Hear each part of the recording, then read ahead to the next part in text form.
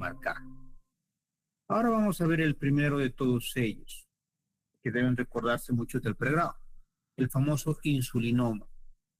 El insulinoma es una neoplasia pancreática endógena, funcional y es la más común. Tiene la famosa tríada de Whipple. La tríada de Whipple del insulinoma hace referencia a que tenga hipoglicemia sintomática en ayuno. Ya. 2, que tenga concentración sérica menor a 50. Y 3, que se alivien los síntomas con la administración de la glucosa. Con frecuencia los individuos presentan un episodio de síncope profundo, pero los síntomas frecuentes incluyen palpitaciones, temblores, diaforesis, confusión u obnubilación y convulsiones. Los estudios de laboratorio, como son hipoglicemia, que es la causa de todos estos síntomas, la concentración sérica de insulina se eleva. Los niveles de péptido C deben estar elevados porque el exceso de producción de insulina endógena conduce a su aumento. Y el diagnóstico, por lógica, va a ser tomografía o ecografía endoscópica. Ahora, casi todos, el 90% de los insulinomas son benignos, pero cuando hay también puede haber malignos en el 10%. ¿Cuándo se consideran benignos en las más de las veces? Cuando son solitarios, o sea, un tumor y nada más. Pero cuando son múltiples, generalmente son malignos. Los insulinomas se distribuyen de manera uniforme y eso es también importante, dónde se encuentran en la totalidad de la cabeza del páncreas y el cuerpo y la cola. Pero, como dice, esto es importante, es uniforme. Puede haber en la cabeza, en el cuerpo y en la cola. Al haber en los 3 lugares, entonces, si tú ves un insulinoma con múltiples masas tumorales en la tomografía con contraste abdominal o en la ecografía endoscópica, entonces ya te da una sospecha más de la clínica de la tríada de Whipple. Por lógica, el tratamiento es la enucleación, o sea, quitar el tumor.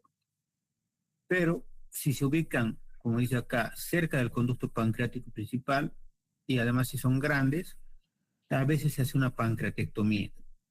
¿Qué es lo bueno?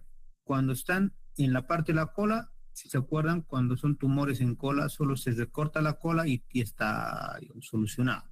Lo malo es cuando se encuentran en la cabeza, si recuerdan, porque hay que hacer la famosa cirugía de Whipple, ¿no? Una pancreatoduodenectomía o una, como dice aquí, duodenopancreatectomía, misma idea. Más compleja, una cirugía que no todo el tiempo va bien, ya siempre generalmente se queda fugas y demás, entonces no es una cirugía que le guste hacer a cualquier cirujano, siempre falla, siempre hay alguna falla que va a tener. La ecografía transoperatoria para determinar la relación del tumor con el conducto pancreático principal y guiar la toma de decisiones intraoperatorias. Pues vean que se da bastante énfasis a la ecografía endoscópica hoy en día, todos los libros, toda la literatura, versus la misma tomografía. 90% de estos insulinomas es esporádico y 10% se acompaña del síndrome menudo, que hemos dicho que va de la mano de tumores de la hipófisis, tumores de paratiroides y tumores de páncreas. Ahora, aquí justamente el curso ¿no? ¿Qué involucra el síndrome menudo? Tumores hipófisis, paratiroides y páncreas. Entonces, aquí lo más importante que sería cómo se diagnostica tríada de Whipple y ecografía endoscópica o tomografía, ¿no? Ahora, ¿cómo se encuentra? Segundo punto importante es dónde se encuentra, en casi todo el páncreas. Tercer punto importante, ¿cómo se lo trata? Por lógica hay que quitar el tumor. Si está en la cola, recortas la cola y termina la historia. Si se encuentra en la cabeza, ahí estamos fregados. ¿Por qué? Porque hay que hacer una cirugía bien compleja como es una cirugía de Whipple. Pero tiene relativamente su tratamiento. El gastrinoma, el famoso síndrome de Soleyer-Ellison, es causado por un tumor justamente que genera gastrina. Y eso genera que sea un paciente con una hiperacidemia, una hiperacidosis en la parte gástrica y úlceras pépticas. Entonces, muchos pacientes tienen dolor abdominal, enfermedad ulceropéptica y esofagitis grave. En el área del tratamiento eficaz con antiácido, la presentación puede ser menos dramática. Casi todas las úlceras son solitarias, múltiples úlceras con localizaciones atípicas que no responden a los antiácidos. ¿Por qué te dirá atípicas? Ustedes recuerdan la clasificación de Jones, que hace referencia, ¿se acuerdan? A 4 grados y el quinto que se aumentó hace unos 10 años, que es el que te da la curvatura mayor cuando es por Ainer. Entonces, misma idea. Cuando es gastrinoma, no te va a dar ni el grado 1, ni el grado 2, ni el grado 3, ni el grado 4. Generalmente va a ser como un grado 5. ¿Por qué? Porque va a estar en la curvatura mayor. ¿Se acuerdan la imagen de las úlceras de Jones? Todas son en la curvatura menor, del grado 1 al 4. Pero el grado 5 es en cualquier parte, especialmente en la curvatura mayor por gravedad, porque los medicamentos que toma se van a ir. Pero, ¿cómo te das cuenta de que no es por AINES? Porque generalmente el grado 5 por AINES es en ancianos, ¿se acuerdan? En cambio, el gastrinoma, su particularidad del síndrome de Solinger-Ellison es tener úlcera péptica, pero tener menos de 20 años, o si quieren menos de 25 años, como dicen otros libros. Pues tú ves un paciente muy jovencito, más joven que ustedes, que está con úlceras a repetición, entonces por lógica es gastrinoma, no hay otro diagnóstico que tenga. Entonces el diagnóstico del síndrome de Solinger-Ellison se establece al cuantificar la concentración sérica de gastrina. Entonces le pides gastrina en laboratorio y te va a salir mayor a 1000 picogramos en el. Causas comunes de hipergastrinemia, anemia perniciosa, tratamiento con IVP, insuficiencia renal, hiperplasia de células G, gastritis atrófica, antro retenido o excluido y obstrucción de la salida gástrica. Y ese es el famoso triángulo de Pázaro. ¿Se acuerdan qué es este triángulo de Pázaro antes de entrar al tratamiento diagnóstico? Es que cuando yo en mi caso como cirujano, ¿no?, ingreso a cavidad y tiene que encontrarse en esta zona triangular lo que estamos buscando como tumor. O sea, se pone para la triangulación un punto que viene acá, que es entre la unión de la segunda y la tercera porción del duodeno. Un punto que es acá, que es la unión entre la cabeza y el cuerpo del páncreas. Un punto que es acá, que vendría a ser la unión entre el cístico y el hepático común. Entonces triangulas eso y en ese triangulito tú palpas y hay un tumor. Y ese tumor es un gastrinoma. O sea, ¿dónde puede estar el gastrinoma? En vías biliares, en cabeza de páncreas y en duodeno. Ahorita estamos hablando de páncreas. Entonces, al contrario de lo que vendría a ser el insulinoma, donde podemos hacer resección de la cola, resección del cuerpo, resección de la cabeza, generalmente el gastrinoma vamos a hacer ¿qué? Cirugía de Whipple. Entonces, como este sí tiene tendencia a marcarte somatostatina, puedes pedir gamografía y con octreótido que le das, que es un medicamento derivado de la somatostatina, se marca. Ahora, la mitad de los gastrinomas metastatiza a ganglio linfático o hígado, se consideran malignos. En los que se encontró una enfermedad no quirúrgica, se utiliza la quimioterapia. Y los tumores grandes asociados con metástasis hepáticas ubicados fuera del triángulo de Pázaro originan un peor pronóstico. ¿Eso qué significa? Como dice acá en el dibujito. 70 al 90% de las veces se encuentra en el triángulo de Pázaro, pero si está por fuera el tumor, no es que no sea posible, es posible, pero es peor pronóstico. Tercer tumor son los famosos bipomas, ¿no? El síndrome clínico clásico está asociado con esta neoplasia pancreática endocrina, es la diarrea acuosa grave, que conlleva a deshidratación del paciente y al decaimiento por la pérdida de líquido electrólitos. El síndrome por tumor secretor de péptidos intestinales, los activos o bipoma, es al mismo tiempo conocido con esa abreviación que es WDHA en inglés, que hace referencia a una diarrea acuosa, hipocalcémica y aclorhidria. Entonces, tiene esos tres criterios, es un bipoma que estás viendo. ¿Cómo te das cuenta? Solo por la clínica, porque es como si ahorita el paciente tuviera una gastroenteritis, otra causal que pueda ser para su diarrea. Pero en estos casos, la naturaleza es masiva. ¿Qué significa? Son 5 litros al día de deposiciones líquidas que va a tener el paciente o más. Es necesario medir las concentraciones séricas de la hormona BIP. La tomografía permite localizar casi todos los lipomas, aunque al igual que en los tumores de células de los ciclotes, el método de imagen más sensible es ecografía endoscópica. Son útiles los análogos de somatostatina para controlar la diarrea y permitir destituir líquidos y electrolitos. Los lipomas se localizan a menudo en el páncreas distal. Ahora, haciendo una recapitulación para que no se olvide. Insulinoma puede estar en cualquier parte del cuerpo, del páncreas, ¿no? De manera, como decía, uniforme. En lo que se refiere al gastrinoma, era en el triángulo de Pássaro. En lo que se refiere al bipoma, se encuentra en la cola, o sea, en la parte distal. Entonces, por lógica, si ahorita les pregunto cuál de los tres es más fácil de manejar, quirúrgicamente inclusive, el bipoma. ¿Por qué? Porque solo entro, le corto la cola del páncreas y es la cirugía más sencilla en la vida. Porque solo vas, lo cortas, agarras el conducto de Wilson si se están ubicando, le haces una ligadura como si fuera un vaso y termino la historia. En cambio, como habíamos dicho, en la del gastrinoma tendría que ser una Whipple, una cirugía complicada. En el caso del insulinoma, puede ser también una resección de la cola, o puede ser, peor que una resección de cola y cuerpo, o puede ser una disección de la cabeza, que es una cirugía de Whipple.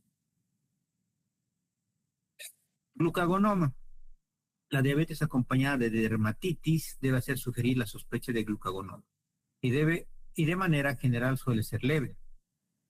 El eritema migratorio necrolítico clásico se manifiesta como lesiones migratorias cíclicas con márgenes extendidos y centros de curación. Típico para el inferior del abdomen, perineo, área perioral y en los pies. Pacientes también se quejan de aumento del tamaño y de la sensibilidad de su lengua.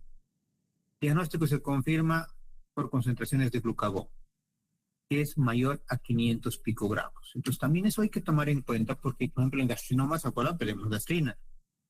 En el insulinoma, bueno, nos basamos en la glicemia, ¿se acuerdan? ¿No? Que es de Whipple. En el glucagonoma sí nos basamos en la cantidad de glucagón.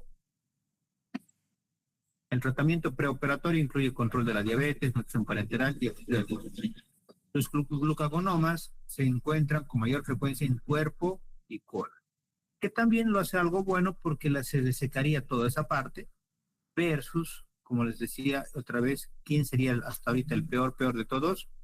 El gastrinoma, en cuanto a su resolución quirúrgica. Tiene a ser tumores más grandes con metástasis. Y el último, somatostatinoma. Inhibe las secreciones pancreáticas y biliares, inhibición de secreciones biliares, cálculos biliares por éstasis de biliares. Inhibición de secreciones pancreáticas genera diabetes por inhibición de secreción de insulina y por inhibición de la secreción exócrina esteatoidea. Entonces ahí ya te da qué es lo clínico, lo patognomónico del somatostatinoma, que tengas cálculos biliares, que tengas diabetes por inhibición y tengas esteatoidea.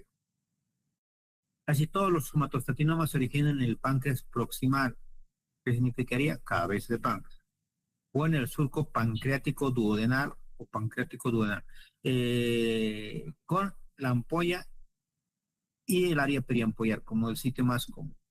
La presentación más frecuente es dolor abdominal, ictericia y colelitiasis, ¿no? Entonces le estaba diciendo justamente eso. Dolor abdominal por la diabetes, ictericia por los cálculos y colelitiasis porque también va a tener cálculos en la vesícula, ¿no? Le puedes pedir somatostatina como laboratorio y te va a salir mayor a 10. Aunque la mayoría de los casos reportados de somatostatina involucran enfermedades metastáticas.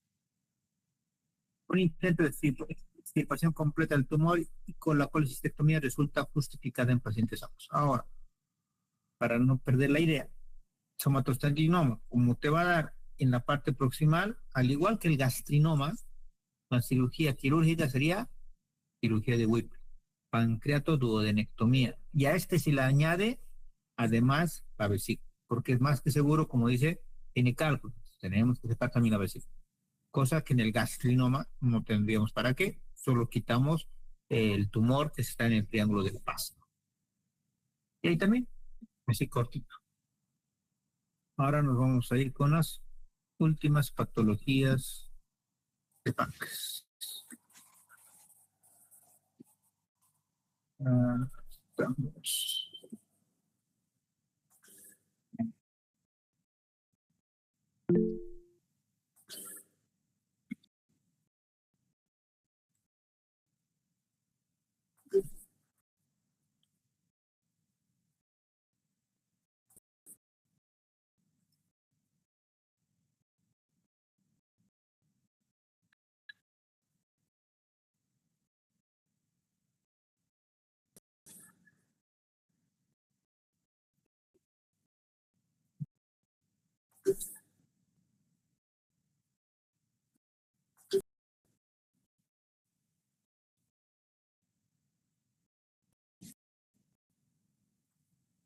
ver, un segundito, no quiero compartir pantalla. Ahí.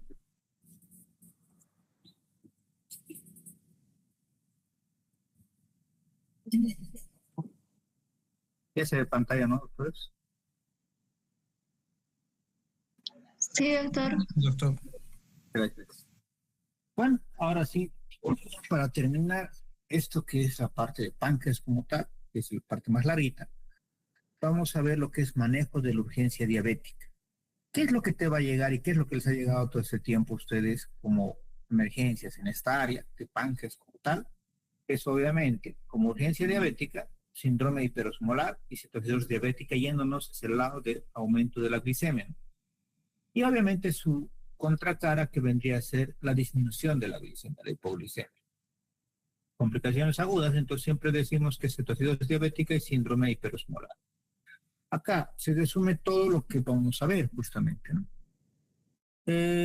Son complicaciones agudas de la diabetes mellitus tipo 1 y 2, siendo ambas justamente el espectro, la hiperglicemia, ¿no? Cetoacidosis diabética, ¿qué vamos a encontrar? Hiperglicemia por un lado, acidosis metabólica y cetonemia. En cambio, en el coma hiperosmolar o enfermedad hiperosmolar, hacemos referencia, igual hiperglicemia, pero más severa, más alta, deshidratación y osmolaridad sérica muy elevada. Vamos por la primera, cetoacidosis diabética. Ocurre cuando las concentraciones de insulina son muy bajas, sea porque no se ha administrado en los días inmediatamente anteriores o porque sus necesidades han aumentado de forma importante. La cetoacidosis diabética es más frecuente en menores de 65 años. Y es lo que vemos, ¿no? El día a día de 18 a 44, 50 años es lo que más viene. Si bien la cetoacidosis diabética puede darte tan seas diabético tipo 1, tipo 2, pero se ha asociado más a los diabéticos tipo 1, hasta inclusive, pues se acuerdan, son en los más jóvenes que era tipo 1. También, obviamente, el paciente tendría que tener una diabetes mal controlada metabólicamente, pacientes que incumplen su tratamiento y demás. Pero también aquellos que debutan, si se acuerdan, cuando los tenemos en la emergencia, le preguntamos y te dice que nunca en su vida ha tenido una patología, nunca ha ido al hospital, siempre ha estado sano y demás. Entonces está debutando su diabetes mellitus justamente con este descontrol. A la par, como es una patología metabólica, también puede venir acompañado de otras patologías, como hipertensión arterial, estados de inmunosupresión, alteraciones tiroideas o algún consumo de algún tipo de drogas que ha exacerbado su cuadro. Y acá de estos medicamentos, el que más aquí, obviamente, cocaína, se ha hecho claro que vean. Clozapina alguna vez he visto, pero lo más que van a ver hoy en día ahora está en boga esto, los inhibidores de la GLT2 y el GLT1, ¿se acuerdan? Que ahorita todo el mundo está en boga, todos los médicos hacen cursitos y ahora ya están recetando a diestra y siniestra esos medicamentos para curar la diabetes, supuestamente, o para bajar de peso. Pero bueno, es otra historia.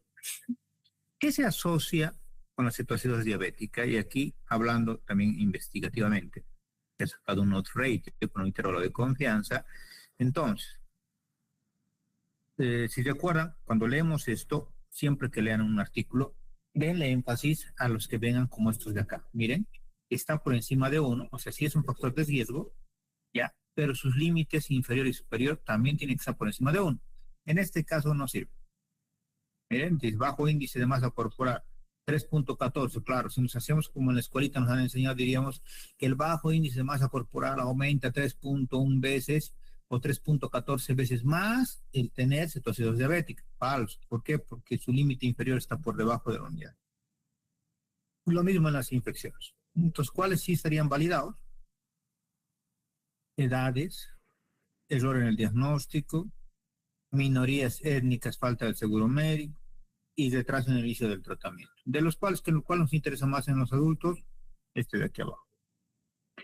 Ahora, ¿puede haber factores precipitantes para la cetoacidosis diabética? Sí.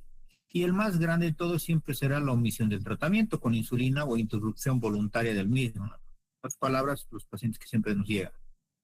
Ahora, ¿podrá haber enfermedades agudas que generen como un gatillante, o sea, intercurrentes? Sí, las infecciones.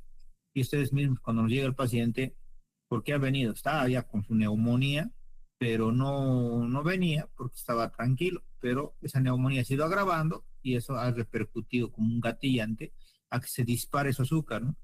Y por eso es que ha venido pancreatitis, ACVs, infarto agudo de miocardio, y dentro de las infecciones, otitis externas, infecciones del tracto urinario, viriasis, infecciones dentarias. Si se acuerdan, hasta no quitar el foco, su diabetes, o sea, su insulina tendrá siempre elevada. Como les decía, es una presentación de nuevo, o sea, también sea su primera vez que tenga la diabetes. Fármacos. Los más estudiados hoy en día es cocaína y corticoides. Y esto también como un punto importante para ustedes, me ha pasado a mí también, a veces se te va. Entonces no le den mucho corticoide. Alguna vez se me fue la mano, me equivoqué, se te puede ir. Y le puse en vez de, o sea, mi número 1, no lo escribí bien, y parecía 2 según la licenciada, entonces me lo puso 2 ampollas de dexametasona de 8 miligramos en la solución a un paciente anciano que tenía neumonía, que está bien dentro del MARIC, le estaba poniendo justamente su corticoide. ¿Qué es lo malo? Como le puso doble dosis, le puso 16, ni modo, pues, que disparó pues, el azúcar y estuvo ya me di cuenta porque empezó a tener una alteración cognitiva y animó. Al principio todos creíamos que era solo por la infección, pero no. Revisé bien las indicaciones y siempre contrasten, ¿no? A veces o es error nuestro o de enfermería de alguien que tiene el error. Entonces vi y no, pues ahí fue mi mala letra y también enfermería, que no nos preguntó que era mucha dosis, mucha carga. Entonces hizo que se disparara literalmente. Entonces es también otro gatillante. Antipsicóticos les decía que no usamos mucho, no hay por mucho énfasis en psiquiatría, psicología, ¿no? Aquí en Bolivia, como otros países. Y después tampoco damos mucho antirretroviral, peor todavía que ni los pacientes que tienen que consumir o lo consumen. Entonces siempre te quedarías más que nada con este punto y tal vez de los drogas de abuso. Ahora, ¿qué es lo que pasa cuando la insulina, en este gráfico lo vamos a explicar, está más bonito que esto? La insulina está insuficiente o está ausente. ¿Qué es lo que va a causar? Entonces, como no hay insulina, en ese momento es como un feedback positivo hacia células musculares, células grasas y el glucagón. Las células musculares van a darte aminoácidos como sustrato y este va a formarse la famosa gluconeogénesis en lo que se refiere al hígado y va a formarte más azúcar. Al otro lado, las células grasas también va a ser gluconeogénesis porque te va a mandar glicerol, pero también te va a mandar ácidos grasos y estos ácidos grasos van a ser convertidos a cetonas en el hígado. Y el glucagón como tal, que va a generar también todo esto, porque va a generar glucogénesis, gluconeogénesis y cetogénesis. Entonces va a ser un feedback positivo de todo esto, porque la causal va a ser insulina insuficiente o ausente. Al tener todo eso, entonces, la instalación de síntomas va a ser menor a 24 horas. La parte aguda. El paciente va a empezar con dolor abdominal, ¿ya? E hiperventilación. Eso es bien importante, ¿por qué? Porque a veces confunden los médicos en la emergencia y a veces quieren que lo opere, o sea, por casualidad le han encontrado en la ecografía una vesícula con cálculo, todos tenemos, pero ni modo, le encuentran y creen que ese es el foco. ¿Entienden? Y después termina siendo el foco, ¿por qué? Porque mal manejo de líquidos, que vamos a llegar a su tratamiento, se acuerdan, le vamos a dar líquido para tratar de diluir ese azúcar en su sangre. Entonces, cuando se te pasa la mano, no has calculado bien cómo les voy a dar los líquidos, entonces, ¿qué vas a generar? Edema. Y si se acuerdan, el edema, cuando generamos encharcamiento nosotros, como iatrogenia, el edema primario, o si quieren, ¿dónde se va a dar primero el edema? Va a ser a nivel del intestino delgado, de la vesícula. Y así vamos a ir subiendo, ¿no? Pero en abdomen como tal, en esos dos lugares. Y el que no nos conviene nunca siempre es la vesícula biliar. Ya tiene cálculos, todos tienen cálculos, por lo menos, por la comida, lo menos aquí, digamos, en esta zona. Entonces tienen cálculos, más lo que tú le has encharcado y has hecho que tenga edema de pared la vesícula. Entonces, nosotros le hemos causado la patología biliar reagudizada. Entonces, ahora, ¿qué es lo malo? Como ya es un lugar que tiene edema, que tiene líquido donde no debería de haber, y el colon está cerca, la famosa translocación bacteriana, y se ve una bacteria y con eso ya estamos. Sí va a tener un proceso de vesícula biliar que vamos a tener que operarle. Y ahora, ¿qué es lo malo? Que se va a agravar. En estos casos siempre hay que ver esa correlación. Es clásico error, por ejemplo, en cirujanos jóvenes, ¿no? Los recién egresaditos, ven eso y ese rato lo meten al quirófano y el paciente se te muere. ¿Por qué? Porque no le has corregido la patología que ha iniciado todo, que era la hiperglicemia. Entonces siempre analicen bien. Yo cuando me piden interconsultas, justo ayer en la guardia, por ejemplo, me pidieron 2 interconsultas similares, uno para terapia y otro para salas, y yo les puse eso, que la causal era el mal manejo médico, por lo cual se les sugiere, les propuso, mejorar el manejo de líquidos electrolitos. En otras palabras, le he dicho, no lo voy a operar. ¿Por qué? Porque sé que se va a morir. No es el problema la vesícula. ¿Cuál era la causal para esa vesícula? Ha sido el mal manejo de líquidos. Entonces, vean siempre ese tenor. Porque el dolor abdominal va a tener, porque es una afección del páncreas, y el páncreas está bien inervado, por eso te duele el abdomen, te duele cercano al ombligo, o sea, en el mesogastro. Entonces tomen en cuenta eso. Por lógica, cualquier alteración pancreática por la inervación tiene náuseas y muchas veces vómitos. ¿Ya? Ahora, la alteración misma del azúcar va a generar alteraciones visuales, va a generar letargo, alteraciones del sensorio, pero también va a generar taquicardia, taquipnia y respiración. Y estas otras, ¿por qué uno diría? Porque si recuerdan, ese paciente no solo es el azúcar, o sea, cuando malentendemos la patología de la diabetes, creemos que la diabetes le está destruyendo el ojo, le está destruyendo el corazón, le está destruyendo el cerebro y el pulmón y todo el mundo, todo lo está destruyendo el pobre azúcar, ¿no?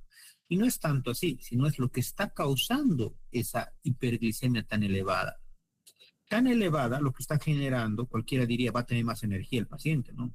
Entonces, no es eso, sino que va a ser tanta carga que no va a poder correlacionarlo bien en su cuerpo, por lo cual no te está formando ATP por si acaso. Y no te está formando ATP y está habiendo destrucción celular, inclusive tanto en el páncreas como en otros órganos, por la carga tan alta, por lo cual te está liberando potasio, te está liberando hidrogeniones y vas a tener acidosis o acidemia. Y esta acidosis o acidemia te va a causar, por lógica, taquicardia, taquimia, respiración de Kussmaul. Ahora, habíamos dicho que también tanto los ácidos grasos como también el glucagón a la par van a generar en el hígado que el hígado genere cuerpos cetónicos. Y esos cuerpos cetónicos son los que te dan ese famoso olor a manzana verde, ¿no? Lo han debido sentir en estos pacientes con situaciones. La hipotensión ortostática va a ser justamente porque no está llegando a la cantidad adecuada, pongámoslo así, es mucha carga, no está llegando a la cantidad adecuada de azúcar. Ahora, y por más que llegara, aquí está el punto, no existe la insulina para que ingrese, que haga ingresar el azúcar a las células y que dentro de las células le sirva como sustrato, ya sea para formar ATP, o sea, en el ciclo de Krebs o respiración aeróbica, o para otras cosas como inclusive el manejo de catecolaminas y demás a nivel cerebral y sistema nervioso central. Entonces, por eso también va a tener hipotensión ortostática. No es porque pierda volumen, ¿ya? Verificar y controlar los signos igual. Bueno, acá te dice los paraclínicos. ¿Qué le pedirían? Por lógica, glicemia. Ahora, alguna vez les dije, glicemia capilar no es que sea mejor que la central, pero ese dato vamos a pedirle capilar.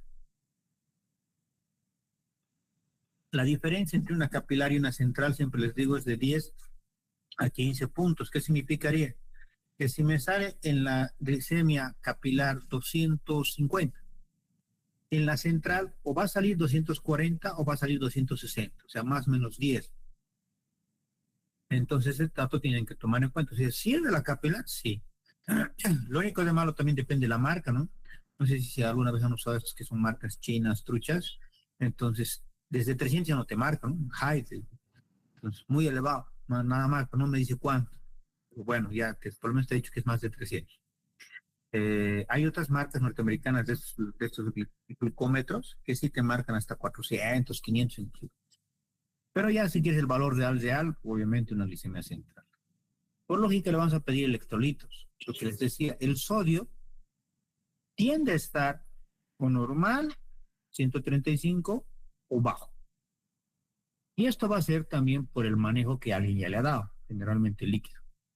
El potasio como tal, habíamos dicho, por el grado de destrucción celular, o está alto o está normal. Ahora, ¿puede estar bajo? Sí. De igual manera, por el mal manejo o manejo inadecuado que ya le han dado y tú no te has dado cuenta. El fósforo generalmente está disminuido. Ahora, esto si se acuerdan que se llama sodio menos el cloro y el bicarbonato, que son el positivo menos el negativo, es la brecha aniónica. Está aumentado por encima de 30. Si recuerdan, cuando avanzamos gasometría, esto vendría a ser normal, si se acuerdan, entre 4 a 10, porque mayor a 10 hacíamos el MUT-PILE, ¿se acuerdan? Obviamente la creatinina y la urea van a estar ligeramente aumentados, ya obviamente es bastante carga de azúcar, va a ir hacia los glomérulos, va a generar una destrucción también a ese nivel, por lógica nomás, y por la gran destrucción celular, igual que va a haber en los sitios, por lógica va a haber aumento en esto. El hematocrito va a ir elevándose, puede haber leucocitosis por el proceso inflamatorio que está causando la hiperglicemia y a su vez también aumento de leucocitosis por otra razón que va a ser el que ha gatillado, el que ha generado esta alteración, que puede ser, hemos visto, infecciones, trauma. La amilasa va a estar elevada, sí. ¿Por qué? Porque es una enzima normal que le vamos a encontrar en páncreas, ¿se acuerdan? Pero también está en los órganos, en ovarios, intestino delgado en la parte más próxima al duodeno, también en glándulas salivales. O sea, no es patognomónico, pero sí la vas a encontrar elevada. No porque te esté haciendo pancreatitis, que sí podría, pero es más que nada por la afección pancreática. Y en el uroanálisis te vas a encontrar obviamente este punto, cetonuria, glucosuria, que son los dos más importantes. Puede haber un dato de infección, obviamente, porque puede ser el lugar donde han iniciado todo. ¿Le vas a sacar el electrocardiograma? Sí, porque es un síndrome metabólico que tiene tu paciente. Y puede haber inclusive esto acrecentado una falla cardíaca, acrecentado inclusive un infarto agudo de miocardio, porque es un síndrome metabólico o parte de un síndrome metabólico. ¿Hay que hacer radiografía de tórax? Sí, como les decía, en este paciente cuando llevamos respiratorio, inclusive les voy a decir de nuevo esto, todo paciente que te refieran que esté crítico y todo, siempre pidan radiografía. Consejo, jamás se les olvide. Por más que les mande yo, se los mande, ustedes me lo manden, igualito yo voy a desconfiar, igualito le voy a pedir radiografía de tórax. Apenas se puede. Si se puede, ahí mismo en su cama, pidan. ¿Por qué? Las más de las veces los médicos se asustan. ¿Y por qué te refieren? Porque o lo han encharcado ellos, o peor, lo han puesto, como siempre yo les digo, no sé para qué, a todos los pacientes les ponen a 180 grados, ¿no? Ni siquiera almohada, nada le dan. ¿Y qué han generado? Por lógica, broncoaspiración. Y se te va a morir, se te va a complicar, y te van a echar la culpa.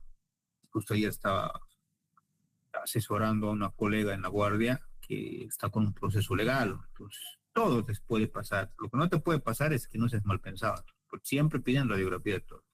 Y como nota a esto, dense cuenta que este paciente, el azúcar, afecta de manera directa al sistema nervioso central.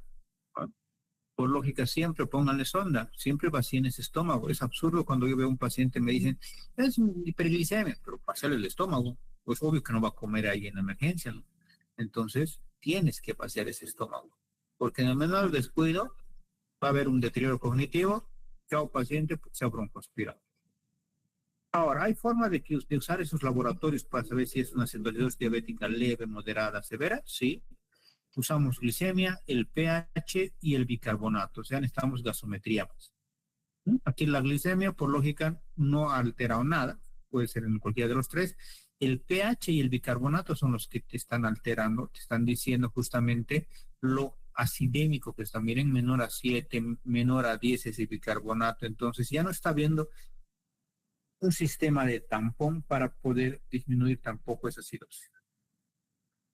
¿Podemos hacer diferenciales basados en los laboratorios? Sí, pero no es tampoco tan fácil. Obviamente, si se fijan, lo que más te ayuda es el azúcar, lo más básico. La glicemia elevada es obvio que es una cetoacidosis diabética, porque en la cetoacidosis alcohólica y en la cetosis de ayuno, que son otro lugar donde vas a tener cuerpos cetónicos, e inclusive leve aliento a manzana, literalmente, pero la glicemia está normal. Justo el otro día salió un artículo, se lo han leído, por estos justamente inhibidores de GLT1, GLT2, que es el que están dando todo lado para la parte de la obesidad y demás, por intoxicación por estos medicamentos nuevos. Ha habido varios pacientes en México que te han hecho cetoacidosis, pero con glicemia normal. ¿Por qué? Porque esa droga ha controlado el azúcar, pero ha generado que se dispare la cetoacidosis, o sea, destrucción celular muy agravada, más formación de cuerpos cetónicos, ¿no?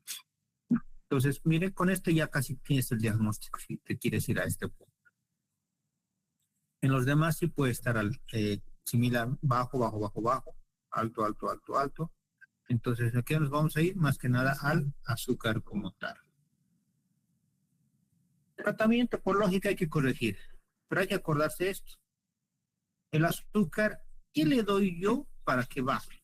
Cualquiera me diría insulina, sí, pero ¿qué es lo malo? Que la insulina va a alterarte todo el medio interno. Entonces no es que le voy a dar ese rato de insulina como todo el mundo cree, ¿no? Llega la licenciada, te dice, está con 350 de azúcar y tú quieres, pásale insulina tanto. No, primero hay que tener electrolitos. ¿Por qué? Porque ese cambio tan brusco le va a generar alteración de los electrolitos. Por eso el primer paso es esto, corrección hidroelectrolítica. Y el hidro va primero, o sea, si ustedes se acuerdan, vamos a ir con lo que viene a ser una superhidratación, porque le voy a dar cargas de líquido. No está choqueado, sino que le estoy dando cargas de líquido para poder generar que ese azúcar se diluya. Entonces, miren que yo les hablo a ver desde el 2010, de acuerdo que me viene a la memoria en lo que se refiere a manejo en emergencia. Entre el 2010 y el 2015, 18, debe ser justo antes de la pandemia, todo el mundo era lo mismo, solución fisiológica. Venía el paciente con situaciones diabéticas, fisiológicas, y se les acababa y se les moría. Y les todavía preguntaban, ¿y por qué? Más bien que el 2010, debe ser 15, 18, más o menos entre esos años, que empezaron a salir las publicaciones tanto del ADA como también de los de Gran Bretaña, o de los ingleses, si quieren, igual sus consensos, y ellos indicaron de que lo ideal es, sí, pasarles cargas para diluirlo, el azúcar, pero pasarles cargas con soluciones equilibradas. ¿Cuál tenemos? Dingelactato. Y empezaron a no morirse tantos. Si ustedes se van recordando, cuando han manejado con algún colega, les ha puesto que han dado dingelactato. Entonces, sí está normado que le des dingelactato ya para poder disminuir. Por este mismo del hecho de la carga que tiene en cuanto al lactato, que se va a convertir en piruvato y luego en bicarbonato. Entonces, que te va a ayudar de dos maneras. Uno diluyendo y otro justamente dándote un sistema tampón. ¿Por qué le tenían tanto miedo, siempre les digo, al lactato antes? Pues uno por el lactato y otro por el potasio. Nunca he entendido por qué puedes tener miedo por el potasio. Solo tiene 4 a 5 mil equivalentes, depende de la marca. Entonces, con 4 a 5 no le hago ni cosquillas, ¿no? Si se acuerdan. Pero bueno. Y después el paso 2 de 100 será corregir la hiperglicemia. Paso 3, corregir la acidosis metabólica. Aquí la van a pensar, pero ahorita vamos a llegar a eso. Y vamos a ver, ¿le das o no le das bicarbonato? Y podría dar, pero lento y bien titulado. Y después, obviamente, ya estoy regularizándolo, pero no va a terminar de bajar, si se acuerdan. Justo el ADA del 2021 al 25, y decían textualmente en su texto, de que a lo máximo que tienes que ser tu objetivo del azúcar es de 200. Trate nunca de bajar más de 2, o sea que en 200 como que te quede.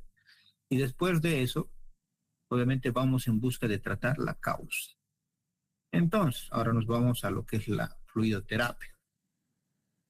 En lo que se refiere a la fluidoterapia, lo que, como dice aquí, en gran, permite reducir entre 35 a 70 miligramos de cilitro hora de glicemia. O sea, sí está demostrado que es algo bueno, ahogándole al azúcar, en palabras vulgares.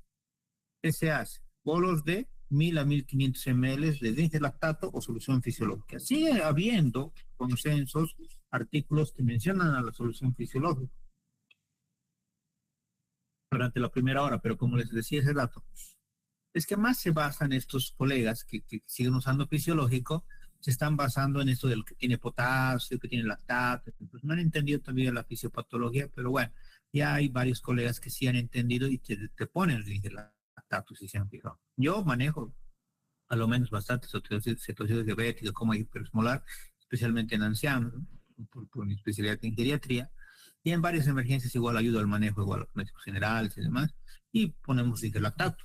Algunos clínicos igual concuerdan, internistas, y le ponen el lactato. O sea, no es algo novedoso, ya está, por lo menos unos 10 años vigencia. Pero siempre van a encontrar algunos que no le puedo decir testarudo, pero bueno, se está formado así, quiere dar fisiológico, pero se hace literalmente una complicación más, ¿no? Se acidifica más, y después no saben cómo bajarle esa acidemia o cómo generar, subir justamente ese pH si quiere, al inverso. Después de la primera hora, vamos a seguir dando cargas, pero miren que las cargas ya son más pequeñas. ¿Por qué? Porque dense cuenta lo que les dije al inicio, pues les dije esa palabra. Estás inundándole con agua, o sea, le estás encharcando. Que si bien le estará haciendo bien al paciente en cuanto a bajarle el azúcar, sí, pero le está haciendo mal en el sentido de que es mucha agua y ese paciente, como hemos visto, su sensorio no está funcionando bien, no está manejando bien el azúcar. Al no manejarlo bien, por lógica, ¿qué le está pasando? Que literalmente estás encharcándole no solo intestino delgado, vesícula, sino también pulmón. Entonces, te va a tener falla pulmonar igual en algún momento. Entonces, ¿qué es lo que proponen en este consenso?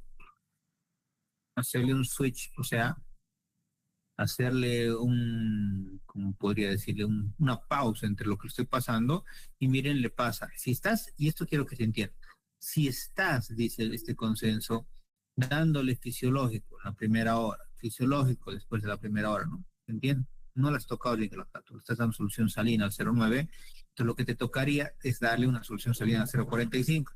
Vean que ustedes se han dado cuenta, lo obvio, de que es mucha carga de cloro y de sodio. Y acuérdense que si le das mucho sodio, de igual manera, puedes generarle una hipernatremia y un deterioro cognitivo y no vas a saber, ¿estará en coma por mi azúcar o estará en coma por mi sodio?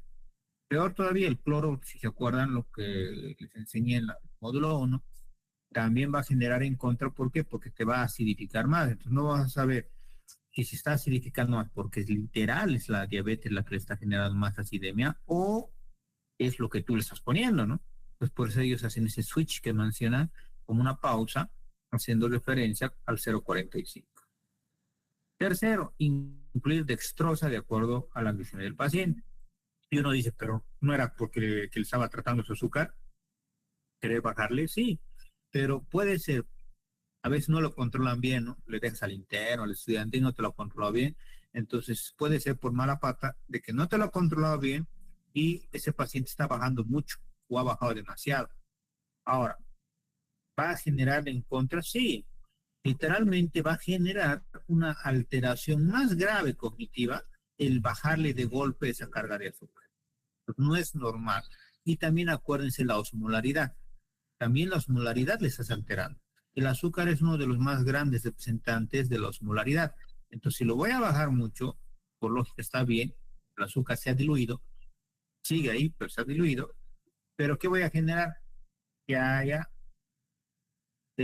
salida de líquido de lo que viene a ser los vasos sanguíneos hacia el intersticio.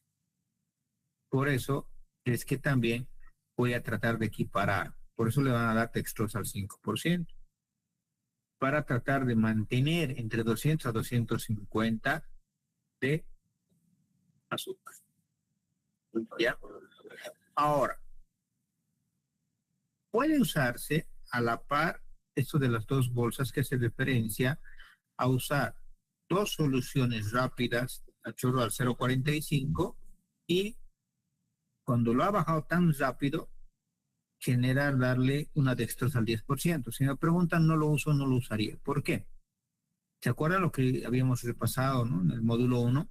El darle al 0,45 no es tampoco una ciencia, o sea, no es que seas el mejor médico por haberte dado cuenta que era mucho al 0,9, pero dense cuenta que es al 0,45, ¿se acuerdan? Si era 154, será ahora 77, ¿no? 77 miliequivalentes de cloruro de sodio. Al ser 77 miliequivalentes de cloruro de sodio, es más bajo de lo normal, porque mi sodio, ¿cuánto es? ¿Se acuerdan? 135 a 145. Mi cloro, ¿cuánto es? 100 a 110. Por lógica es más bajo. Cualquiera diga, no está bien. No, no está bien. ¿Por qué? Porque va a ser más bajo lo que le estás dando. Por lógica, ¿hacia dónde se va a ir el líquido? Hacia donde llama sustrato. Entonces se va a ir hacia el intersticio. Le hemos encharcado, ya no por inmunomodulación, sino por disminuir la osmolaridad de manera muy drástica, otra vez nosotros. O sea, ¿quién lo ha complicado? Otros de nuevo. ¿Se dan cuenta? Entonces, no solo se trata, le pondré menos cloro porque sé que el cloro es malo, le pondré menos sodio porque sé que el sodio es malo. No, se trata de, trata de dar, valga el término, una solución que sea lo más similar al plasma, lo más similar a lo normal. Y entre esos tenemos justamente el Ringer lactato, el Ringer acetato, el plasma light, que son casi lo mismo. Entonces son diferencias en 3, 4 puntitos, entonces por eso va a ir bien tu paciente. Ya. Hay que garantizar la expansión del volumen intracelular, reducir la glicemia, aumentar la presión arterial, aumentar la perfusión distal. Y también hay que tratar de ayudar a la resolución de la acidosis. ¿Cómo lo voy a resolver la acidosis si le estoy dando fisiológico? Si yo le estoy agravando a una acidemia. Mucho cuidado con la acidosis metabólica hiperclorémica, hiperglicemia o hipoglicemia como complicaciones, y puede darse. La acidosis o acidemia metabólica hiperclorémica, ¿se acuerdan? Entonces, hay que sacar a estos pacientes sí o sí gasometrías para saber cómo estaba, y después de la hora, a lo menos yo saco una segunda gasometría, porque ya les he inundado de líquido, para ver cómo está. Necesito ver ese medio interno, cuánto lo he mejorado. ¿Se entiende? Porque también no solo es pedirle azúcar, que si bien puede estar manteniendo su hiperglicemia porque, que si yo está con un apendicitis hasta que no le saque el foco, va a seguir. Pues tengo que tratar de bajar lo más que se pueda y me meto a quirófano, le saco el proceso infeccioso y va a revertir. O le inicio, como saben, en un shock séptico, por lo menos la antibiótico terapia, ¿no? También va a ayudar bastante. Pero también lo puedo haber inundado tanto que no me he dado cuenta y generarle una hipoglicemia al otro lado, ¿no? Y el paciente va a seguir justamente con deterioro cognitivo y va a decir, ¿pero por qué? Si ya le he dado todo, le he dado volumen, le sacas la glicemia y de lo que ha venido con 300 ahora está con 60, con 50, entonces, mal manejo. Obviamente, la parte del potasio tienen que recordar siempre. ¿Por qué? Porque cuando está con un potasio bajo, que puede también venir tu paciente con potasio bajo, nunca olviden que no le tienen que dar justamente insulina. ¿Por qué? Porque la insulina va a hacer que el azúcar va a querer entrar a todas las células, ¿no? Y se lo va a meter aquí, ¿se acuerdan? Se lo va a meter al potasio. Al meter al potasio más, ¿qué es lo que va a causar? Una hipocalemia más grave de la que tenía.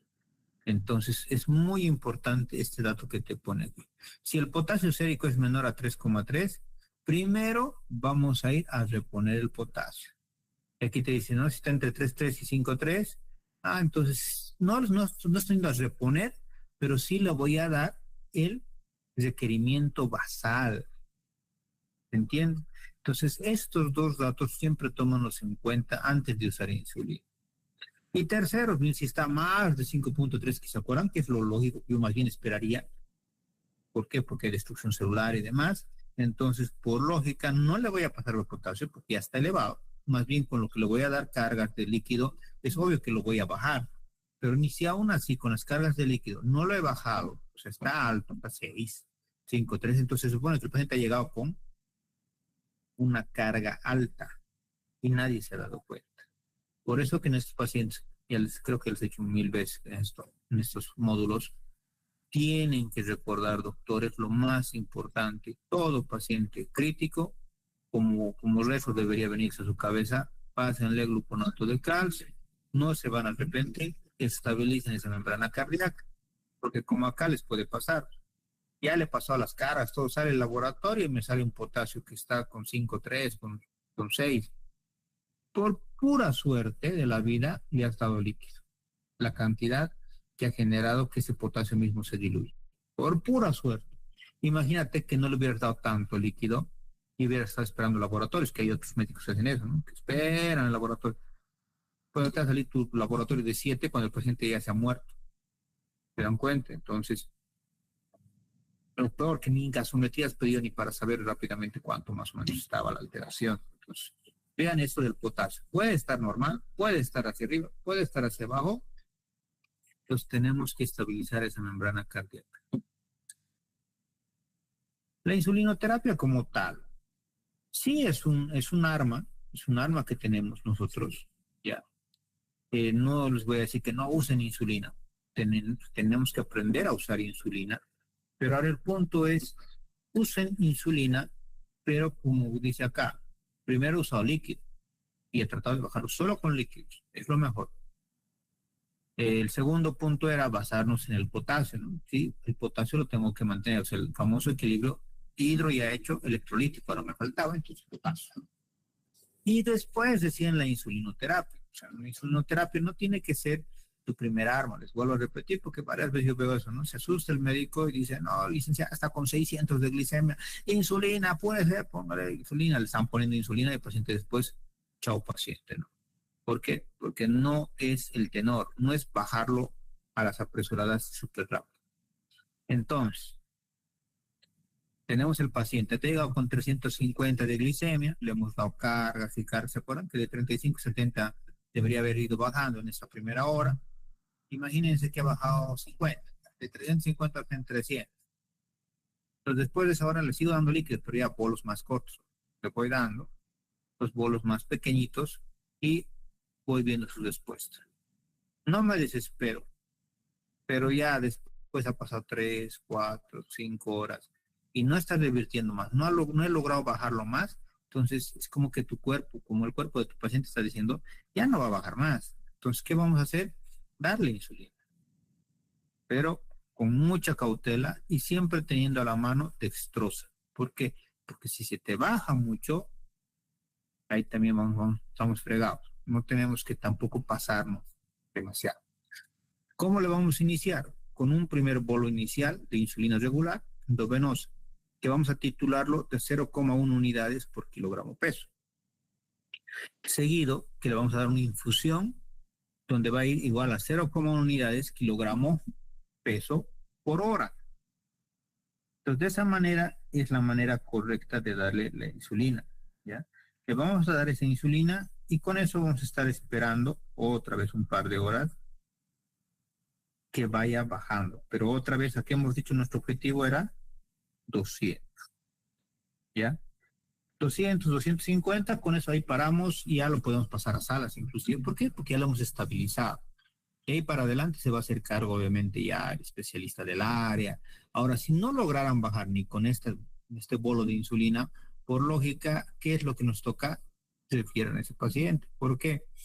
Porque no están haciendo el tratamiento ideal. Algo les ha fallado. O pidan a alguien consulta si quieren, o ayuda, si dan cuenta. Algo les está faltando. Y a veces pasa eso, porque también está mal pensar las dos cosas. ¿Se acuerdan que ya te dijo el dolor abdominal? Claro, es obvio que le va a doler. O sea, yo también a veces, sí, el cirujano a veces se enoja, ¿no? Se molesta. No, pero si es diabético, es obvio que tiene que doler el abdomen. Claro, también yo sé eso. Pero no olvidemos que ha habido un gatillante. Ahora hay que saber primero cuál será el gatillante. ¿Cuántas veces uno o sea, me llama, el abdomen me duele poquito, pero ¿cuál es el gatillante? Le digo al colega y me dice, no sé, ha venido porque está descompensado. No es pues eso, es obvio que tiene un gatillante. Les reviso bien o me encuentro a veces, miren, abscesos perianales, ¿ya? Y eso nadie le ha revisado. Pues, ¿quién le va a ir a revisar un diabético que te llegue? No le vas a revisar la parte perianal. Una vez me encontré un Fournier, ya todo su testículo ha tomado, pero el señor no le prestaba atención. He encontrado abscesos odontogénicos, ¿no? Porque le habían tratado dentista. He encontrado apendicitis, colecistitis, diverticulitis. O sea, la idea es esa. No lo vas a rescatar hasta que no le quites ese proceso infeccioso. Pues no es parte del protocolo darle antibióticos a todo ceto acidótico diabético, pero tienes que ver el gatillante otra vez. Ya le hemos dado líquido, ya le hemos corregido hasta su potasio, pero por algo sigue así. Y ese algo tienes que corregirlo. Si no, le vas a dar insulina y va a seguir. Y si le has dado este primer bolo y no estás revirtiendo, consejo, yo no les diría que hagan todo esto después. Lo ideal sería, prefiéranlo, que lo vea un especialista. ¿Por qué? Porque no le estás quitando el proceso infeccioso, como aquí está, justamente. Algún órgano diana está alterado. Puede ser, como les dije al inicio, una infección urinaria, que es lo más seguro, generalmente, que es lo que van a encontrar en viejitos a lo menos y en mujeres, que es más común. Y a eso se le sumará todas las otras patologías que puede haber que generen un abdomen agudo, inclusive una neumonía que a veces nos va, alguna herida, no las ni las extremidades, ¿no?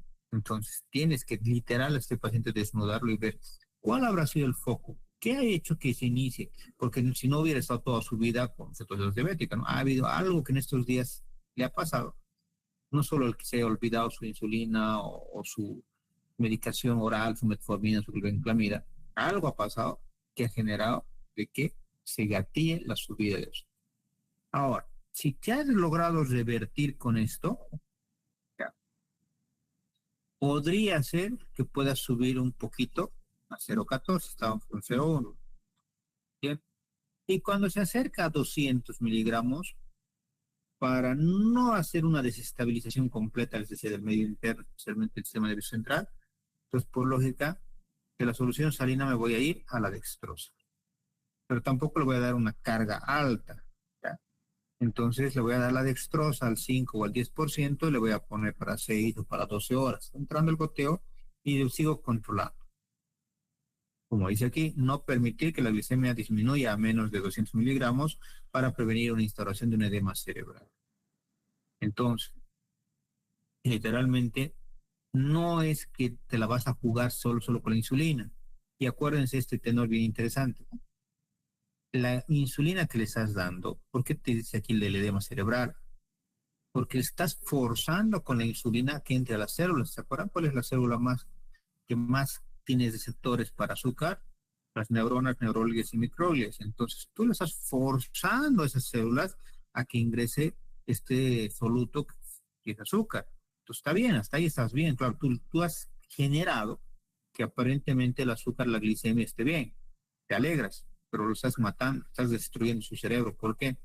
Porque has forzado que ese sustrato entre a las células nerviosas y al haber hecho que entre a las células nerviosas que has generado, que como hay más solutos, hay más sustratos, hay más solutos, hay más cantidad de azúcar ahí adentro de la célula nerviosa, estás atrayendo también agua. Entonces, ¿quién el generado edema de célula y edema cerebral? Tú. Pues eso es que te está diciendo textualmente eso, que no hagas, o sea, que lo vas a ir más bien bajando, vas a ir equilibrando, si vale el término, cuando llegues a 200. No trates de bajarlo más. Y aquí ya te da un plus para los cuerpos cetónicos, ¿no? Acá no he visto, a ver, la verdad que soy sincero, un laboratorio que trabaje todo el día, los grandes, el laboratorio Universo, España sí tiene, para medir justamente este sustrato, la hidroxibeta-butirato, que es uno de los componentes de las cetonas más, se encuentra en mayor cantidad, se dice más del 70%, entonces te ayuda para hacer esa medición. De igual manera el bicarbonato. Entonces, aquí dar bicarbonato, yo me espero, literalmente, si me pregunto. Le he dado líquido, le he dado potasio, le he dado insulina, unos, así como acá menciona, un toque literalmente, ya lo he estabilizado y veo si es necesario. Por eso voy sacando gasometría. Pues veo, si no es necesario, yo no me animo a darle bicarbonato. Porque acuérdense que cuando el medio interno está alterado, ese bicarbonato que está entrando, que tú crees que va a hacerle un buen favor, va a ir en contra. ¿Por qué? Como el medio interno está alterado, es que va a entrar a golpe, bicarbonato se va a convertir en piruvato y es en lactato, entonces va a acidificarte más todavía. Aquí justamente les habla del bicarbonato. Entonces, miren, no administrar en pacientes con pH mayor a 6.9. Si es menor a 6.9, te da la tendencia de que debe ser en equivalentes, diluido en 400. Generalmente yo lo diluyo en lactato, muchos lo diluyen en fisiológico. Puede ser, no afectaría mucho. ¿Ya? Pasas en 2 horas. Y si es menor el potasio 5.3, le adicionas una ampolla de cloruro de potasio. O sea, aquí generalmente cuando ves este potasio que no está tan alterado, váyanse al requerimiento basal, ¿no? 1 a 2 miliequivalentes kilogramo peso. En pacientes con hipercalemias en rangos de urgencia, administrar bicarbonato en razón previamente mencionada. O sea, solo bicarbonato suelto sin el potasio. Y ya finalizando, digamos, esta parte de hiperglicémicas, para que tengan ese tenor de diferenciarlo, está el síndrome hiperosmolar, ¿ya? O algunos le ponen EHH, que sería enfermedad hiperosmolar. Entonces, esta enfermedad o síndrome hiperosmolar hace referencia a un azúcar más alto todavía, ¿no? Entonces dice aquí superior a 320, algunos libros se ponen 350. ¿Ya? Se dice que esto lo vas a encontrar, obviamente, tanto en diabético tipo 1 como tipo 2, pero más que nada en el tipo 2. Muchos te dicen inclusive que vas a encontrarte con glicemias tan altas como 600, 500, ¿no?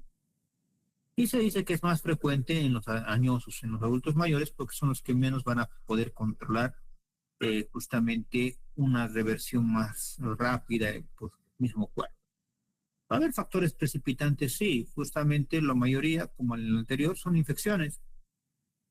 También puede ser fármacos, glucocorticoides, diuréticos tiacídicos, el mismo diurético de asa como la furosemida, beta bloqueantes, simetilina, clorpromacina, difenilhidantoína, inmunosupresores, perdón, también inhibidores de la GLT2, también estos nuevos medicamentos. Y en la mitad de los casos la diabetes mellitus previa se desconocía. Entonces, igual puede ser como nuevo paciente. ¿Qué clínica va a tener este paciente? Al inicio de manifestaciones clínicas pueden ser bien insidiosas, con un estadio previo de descompensación hiperosmolar. Incremento gradual de la obnubilación, alucinaciones, hemianopsias, afasias, nistagmo, alteraciones sensoriales, convulsiones, hemiplegia hasta llegar al coma. Entonces, pues también su otro nombre es coma hiperosmolar. La deshidratación es aún más intensa y se agrava por la disminución de la sensibilidad de los centros de la sed. A mayor osmolaridad, mayor alteración del sensor. Entonces, mientras más esté subiendo, con más de 600 de glicemia, va a ser más alterado. Ahí están viendo, igual que el anterior, les mostré un cuadrito donde más o menos qué laboratorios esperas tú que llegue a tener. Una glicemia súper alta, un pH de 7.3, cetonuria, cetonemia, una aniónica variable y un estado mental, generalmente vas a encontrarlo en coma, ¿no? Es un agravio muy alto el que tenemos. Entonces, ¿cuáles serían los pilares básicos que hay que hacer? Primero, corregir la hipovolemia y la hiperosmolaridad mediante hidratación, similar a la situación diabética. Antes, miren cómo ha cambiado todo, debe ser hace unos 15 años, está todavía en pregrado. Nos enseñaban de una manera, pues sí, errada, si no quería el consenso de esos años, directamente te decían cuántos litros vas a pasar. Me acuerdo porque te decían, en cetoacidosis diabética, te decían, vas a pasarle sí o sí 2 a 3 litros de solución salina. Y en coma hiperosmolar le vas a pasar de 6 a 10 litros. Dense cuenta cuán exagerados también eran, ¿no? Porque el punto del objetivo de ellos que veían era lo más rápido posible, querían que ese azúcar baje, creyendo en ese entonces que el azúcar,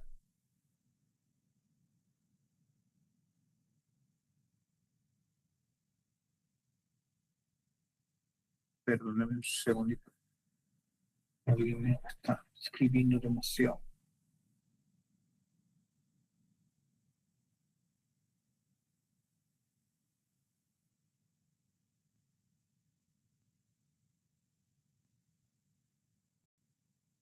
Ya.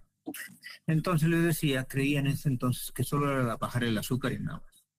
Ahora, normalizar la glicemia con insulina, pero previo, lo igual que ese rato, ¿no? Corregirle primeramente o tratar de corregirlo con líquido. Corregir los déficits electrolitos concomitantes si existen, investigar y tratar el factor desencadenante y prevenir las complicaciones. Entonces aquí la fluidoterapia también tiene un tenor, igual que ese rato. Hace rato dábamos, ¿se acuerdan? Dentro de la primera hora, 1000 a 1500 ml.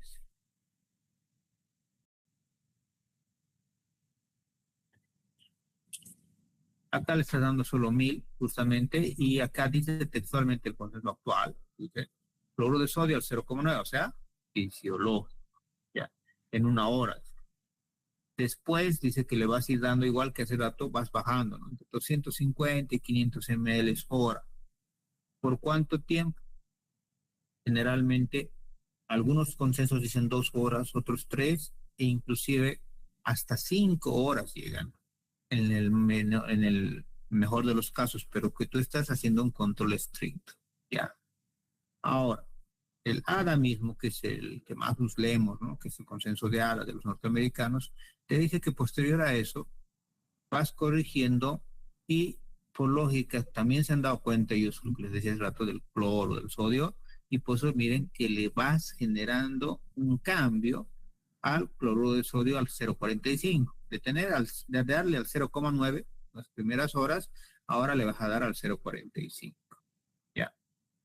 Entonces, eso en cuanto a la ADA. Pero esto de los de Gran Bretaña, o si quieren de los ingleses, literalmente no hablan esto de ponerle al 0,45, pero sí te dicen que si va a haber justamente una alteración muy grave de subida de sodio y demás, que sí lo bajes al 0,45. No es como del ADA que te dice sí o sí vas a tener que darle después de las cuarta, quinta horas sí o sí al 0,45. Ya. Ahora, la disposición de electrolitos, para tomar en cuenta con el ADA a lo menos, que es el que más usamos, igual que el anterior, te dice, porque sabe que el siguiente paso que vas a usar es insulina, entonces tienes que reponer el potasio. Si bien dice electrolítica, pero al que más están yendo apuntando es al potasio, porque todos sabemos que una alteración en el potasio te va a generar una falla cardíaca ya. Pero he encontrado un consenso, perdón, un consenso australiano de hace 2 años que dice esto del gluconato de calcio, para que vean. Textual dice, y les voy a mandar un screenshot, porque sacaron eso. Es el único que he encontrado, es un artículo del cual publican eso, y te dice justo lo que siempre les digo. Dice textualmente, cloruro de sodio, cloruro de calcio, dar una ampolla, dice, o gluconato de calcio, dar 3 ampollas. Pues vean la importancia que le dan ellos también a esto, ¿no? Entonces ellos saben que va a alterarse ese potasio. Saben que al inicio puedes estar tú mismo en la punta del cerro y no vas a tener laboratorios, pero por la clínica, por tu glucómetro, sabes que estás usando con una de las dos, o cetoacidosis o como hiperosmolar, y sabe que le vas a dar los primeros líquidos hasta que te acepten el paciente, no lo puedas referir, sabe que vas a llenar de líquidos, entonces, pero también sabe de que el potasio va a ser excesivo o va a estar muy bajo, y al tratar de reponerlo, como en este caso, vas a llegar a lo mismo, se te puede pasar la mano igual. Entonces, por cualquiera de los dos hechos, porque esté muy bajo, muy alto, o tú más bien lo dispares hacia arriba, entonces puedes llegar tú mismo a generarte este caos en el potasio y que te genere una falla cardíaca. En cuanto a la insulina, menciona en el hiperosmolar lo mismo que ese dato hemos venido haciendo, ¿no? Es el mismo esquema que ese dato hemos dado, al 0,1 y subir máximo al 0,14, pero si tú ves en las primeras 2-3 horas que está yendo bien, ¿no? En infusión, pero primero le damos un primer toque endovenoso, está calculándolo, titulándolo al 0,1 kilogramo peso. Por lógica, y esto quiero también que les quede claro, y esto les voy a molestar siempre, te ponen en neuro, en trauma, en tóxicos, cualquier emergencia que ustedes me hable, por lógica tiene que estar inmerso en su manejo y que tú asegures una vez. Misma idea, y peor todavía en este paciente que en el cetoacidótico, que no le has protegido la vía aérea. No me refiero cuando intúbenlo, muy absurdo. Si el paciente todavía está con ese grado de conciencia, puede respirar solo, está bien. Su FIO2 tampoco lo va a subir tan alto, sino se refiere al hecho de cuidar esa vía aérea. Vacía en el estómago, siempre se los voy a decir. Y yo me acuerdo siempre de un caso que me ha pasado justo cuando estaba todavía aquí en el Hospital Cochabamba, de una colega internista que le dije, dicho y hecho, le dije y pasó.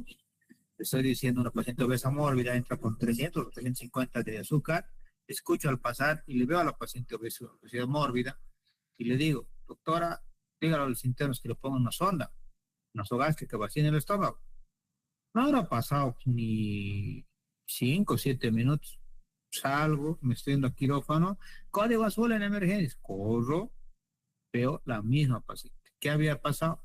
Justo se broncoaspirado, porque estaba para siempre, no sé para qué. Yo, o sea, nosotros los quirúrgicos está bien que le pongamos en trauma, ¿no? Paciente a 180 grados porque estoy revisándole, ¿no?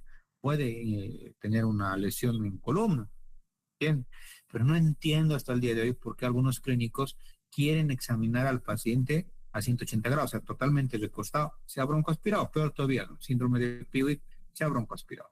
Se broncoaspiró y querían cortar al minuto 10, me acuerdo siempre, porque no sé, situación diabética, querían cortar al minuto 10, como típico de los médicos, ¿no?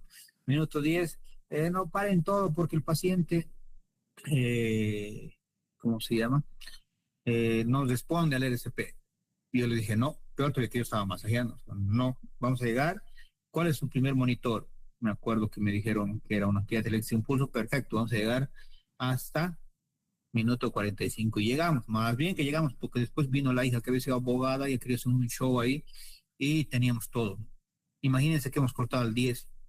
Han hecho auditorías, historias, chao todos, ¿no? Todos los que hemos metido. Pues si se van a meter, yo siempre digo, si yo me meto, ni modo, van a tener que hacerme caso. ¿Por qué? Porque yo no me voy a meter a un lío legal de gratis. Hagan lo que dice la norma. Lo hemos tratado de sacar, ha salido al minuto 15 o 20, pero por todos los factores condicionantes, obesidad mórbida, vía aérea difícil, mala oxigenación al inicio, broncoaspirada, hiperglicémica, y después ya salieron sus laboratorios hipercalémica, no le habían pasado ni gluconato de nada, le habían hecho. Entonces, por lógica, era casi insalvable por los errores y errores y errores y errores y errores.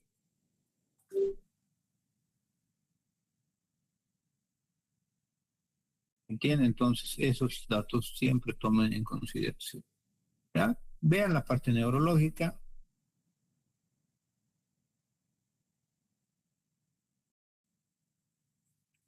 Indaguen los signos, síntomas de eventos precipitantes, determinen el grado de deshidratación también, porque no se les pasa tampoco la mano. Soliciten siempre glicemia de ingreso, soliciten la parte hematológica, electrolitos, pero si me preguntan tanta cosa, saben que yo no soy adepto a tantas cosas, yo pediría solo glicemia de ingreso, su glicemia capilar, su glicemia de ingreso central y su gasometría. Con esas tres cosas estoy feliz.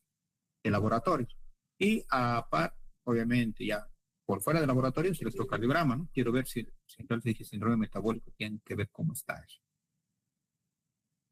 Y bueno, ahora llegamos al último tema de este, que sería hipoglicemia. La hipoglicemia es una patología, por decirlo así, una clínica en todo caso, de esta misma patología por el mal manejo, ¿no? ¿Cuántas veces no he visto en mismos hospitales y hasta recuerdo un paciente que me lo han hecho eso, que les comenté alguna vez? El endocrinólogo no había subido, su interno para variar había puesto las indicaciones, había firmado, otros hacen, dejan su sello, lo había firmado, ese paciente tenía que ir, me acuerdo, a RCP, paciente que operamos, tenía que irse a su RCP y estaba NPO, nadie se fijó, bien inteligente, le han puesto insulina, su NPH le han puesto 30 unidades en la mañanita, pero si no comió nada, porque estaba NPO desde la noche anterior para que le hagan la endoscopía, entró una hipoglicemia marcada, paciente diabética. Entonces, generalmente la hipoglicemia es, no les voy a decir iatrogénico, pero es algo esperable dentro de las alteraciones que puede llegar a tener un paciente diabético. Entonces, se sabe que va a ser o hiperglicemia o hipoglicemia en cualquier momento de su vida. Va a tenerlo. Tal vez algunos llegan más o menos veces, pero va a tener hipoglicemia. Entonces, para tomar en cuenta esto de la hipoglicemia, este de acá, este cuadrito que se los he puesto, es en base a todos los consensos. El ADA como tal, que es el que más usamos aquí en América, te dice de que menor o igual a 70 ya es hipoglicemia. Pero también vamos a tener a otros como el español, la Sociedad Española de Diabetología, que te dice menor a 60. O a otros todavía que son menos conocidos, que son asociaciones nomás europeas igual, y que te dicen menor a 54. Pero a todos en genérico, como ya un estándar, si quiere a nivel mundial, usamos menor o igual a 70. ¿Ya? Peor si es diabético. En diabético tiene que ser menor o igual a 70. Porque el diabético, por lógica, tengo que subirle más. Ahora, no fueran diabéticos, que es otra cosa, ¿no? Paciente por alguna otra razón no es diabético, como hasta hemos hablado de tumores y demás, ¿no? No es diabético, nada. Entonces, por lógica, sí podríamos tomar en cuenta un valor más bajo para su deseo, que sería 54. O sea, menor a 54 no diabéticos y en diabéticos menor o igual a 70. Tomamos en cuenta la famosa tríada de Whipple, ¿se acuerdan? Que lo habíamos usado en el insulinoma. Entonces, es justamente por la parte de la hipoglicemia. ¿Se acuerdan que era justamente una glicemia por debajo? Pero normal, que tenga clínica para eso, pero también el tercer punto era que esa clínica desaparezca cuando le doy azúcar. Entonces hay factores de riesgo, siempre va a haber factores de riesgo. Edad avanzada, polimedicación, discapacidad intelectual, cognitiva, trastornos de mala absorción, reducción de la ingesta, o sea, tú le estás dando insulina, le estás dando su metformina, glibenclamida, pues no come, entonces siempre es el error clásico del médico, no le doy 1000 medicamentos, pero díganle, pues tiene que comer, y comer bien, porque la lógica es que coma, porque si no come, solito va a bajar su azúcar, ¿para qué le darías tanta cosa? Mala hidratación, errores de prescripción, insulinoterapia de larga evolución, insuficiencia renal, neuropatía, sobredosis accidental o autoinfligida, actividad física y consumo de alcohol. Interacciones medicamentos más relacionadas con hipoglicemia, inhibidores de la enzima, o sea, los IECAS, beta bloqueantes, no vasodilatadores, atenolol, metoprolol, propanolol, fibratos, el trimethoprim sulfamethoxazol como antibiótico, la levofloxacina, la ciprofloxacina, miconazol y la ranitidina. Que estos, cuando le das sumado a las insulinas, siempre va a bajar más todavía ese azúcar. Síntomas al principio pueden ser autonómicos, adrenérgicos, neurogénicos y no te das cuenta. Por lógica, sudoración, palpitaciones, palidez, temblor, hormigueo, ansiedad, hambre, náuseas, debilidad, sueño.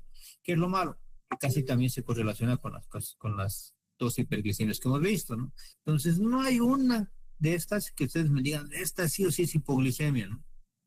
Neurológicos o neuroglucopénicos, confusión, mareos, te lo da igual al anterior, agresividad, visión borrosa, dolor de cabeza, disartria, falta de concentración, convulsiones y coma. Toditos te dan tanto la hiperglicemia como la hipoglicemia. Entonces, no hay una clínica así representativa. Necesitamos sí o sí glicemia capilar. En los años han ido tratando de hacer justamente consensos para decir grados de hipoglicemia.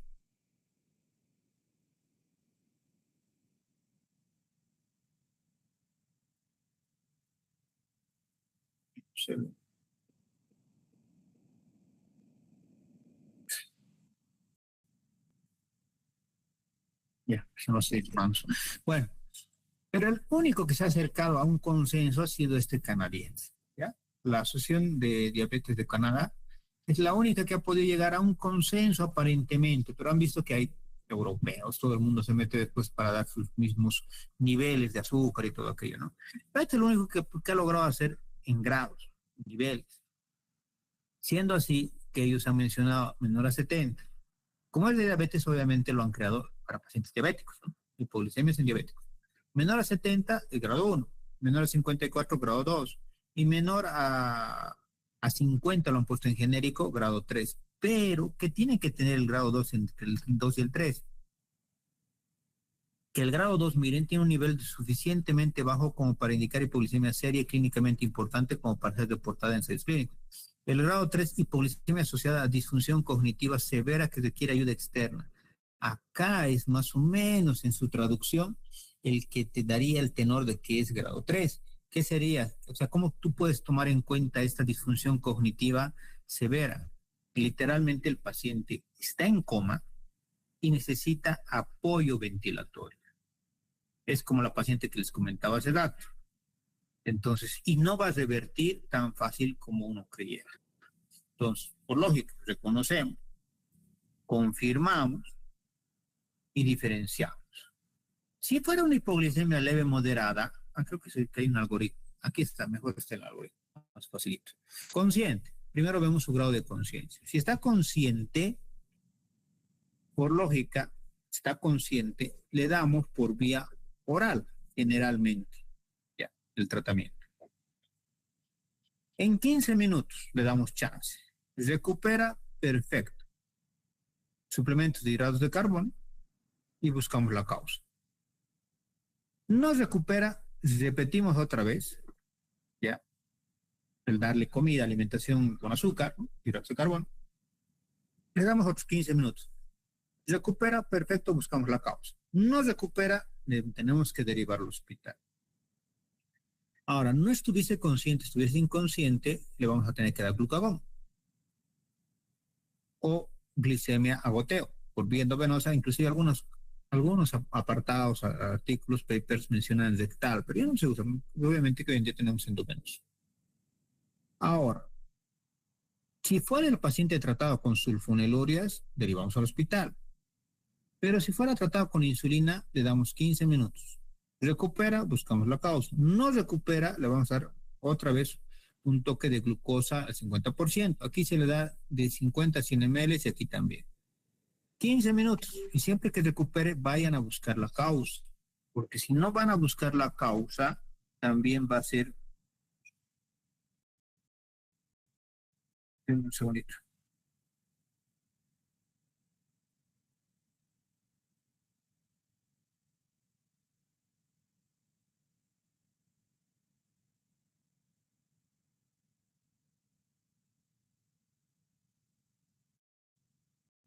Bueno, más que claro, ponerlo en el hospital ya.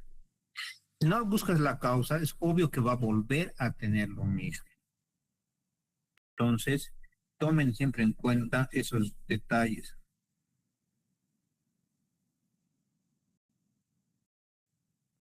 Ahora, les voy a dar un tip también que, miren, no dice, vean el consenso que te dice, darle glucagón, darle dextrosa, pero no te dice,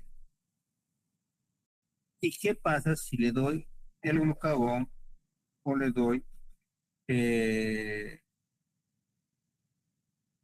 ¿cómo se llama? O le doy la dextrosa, pero no funciona? ¿Y ahora qué hago? ¿Qué opciones me da?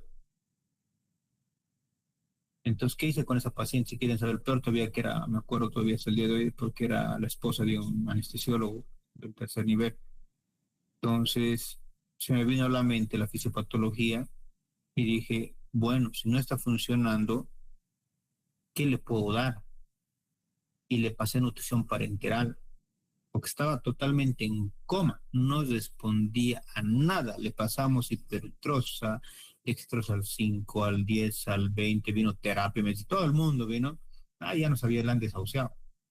Hasta que se me vino a la mente y le pasé nutrición parenteral. Todo decían, ¿para qué? Pero la nutrición parenteral, si se acuerdan, no viene, pues, o sea, si vulgarmente decimos viene azúcar, viene grasa y viene proteína, ¿no? Pero no viene así, viene en sus componentes más pequeños. Entonces, le estás dando sustratos para que el cuerpo forme. Entonces, le di el sustrato y formó su hígado y, como arte de magia, a la hora más o menos, empezó a revertir y ya tuvimos a la paciente despierta. Entonces, ¿funciona? Sí, pero no está descrito. Y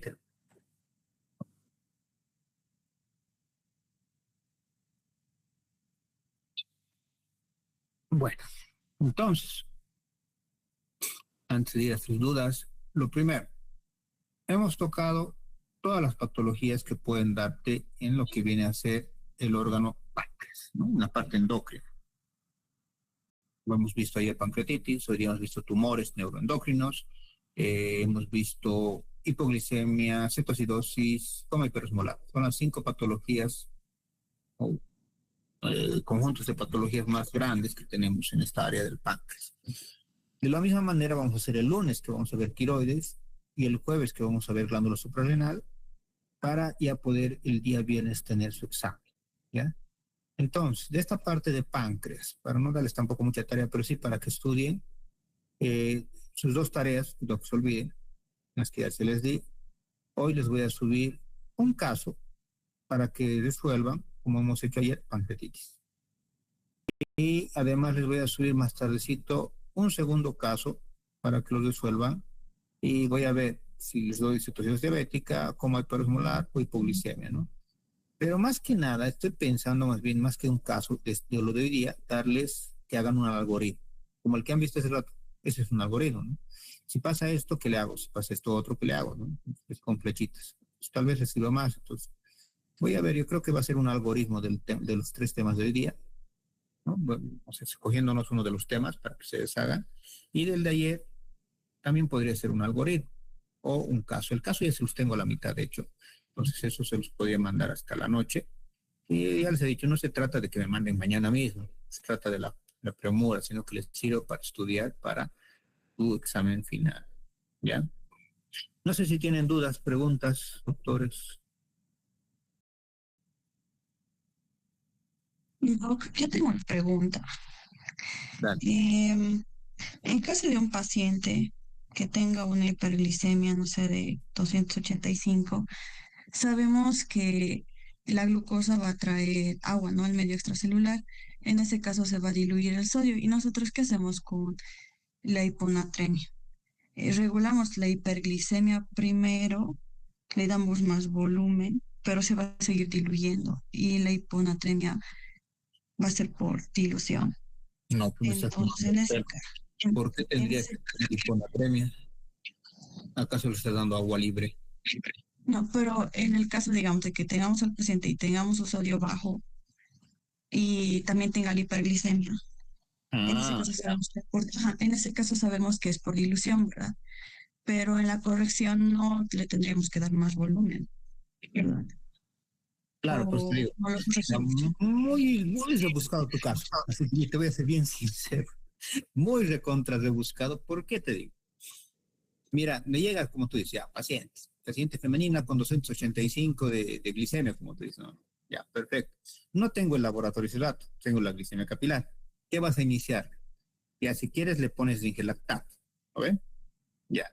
O le pones, si quieres, fisiológico. Pues te decía, raro, pero raro, que justo ese paciente tú me digas de que va a tener hiponatremia, porque le estás dando solución.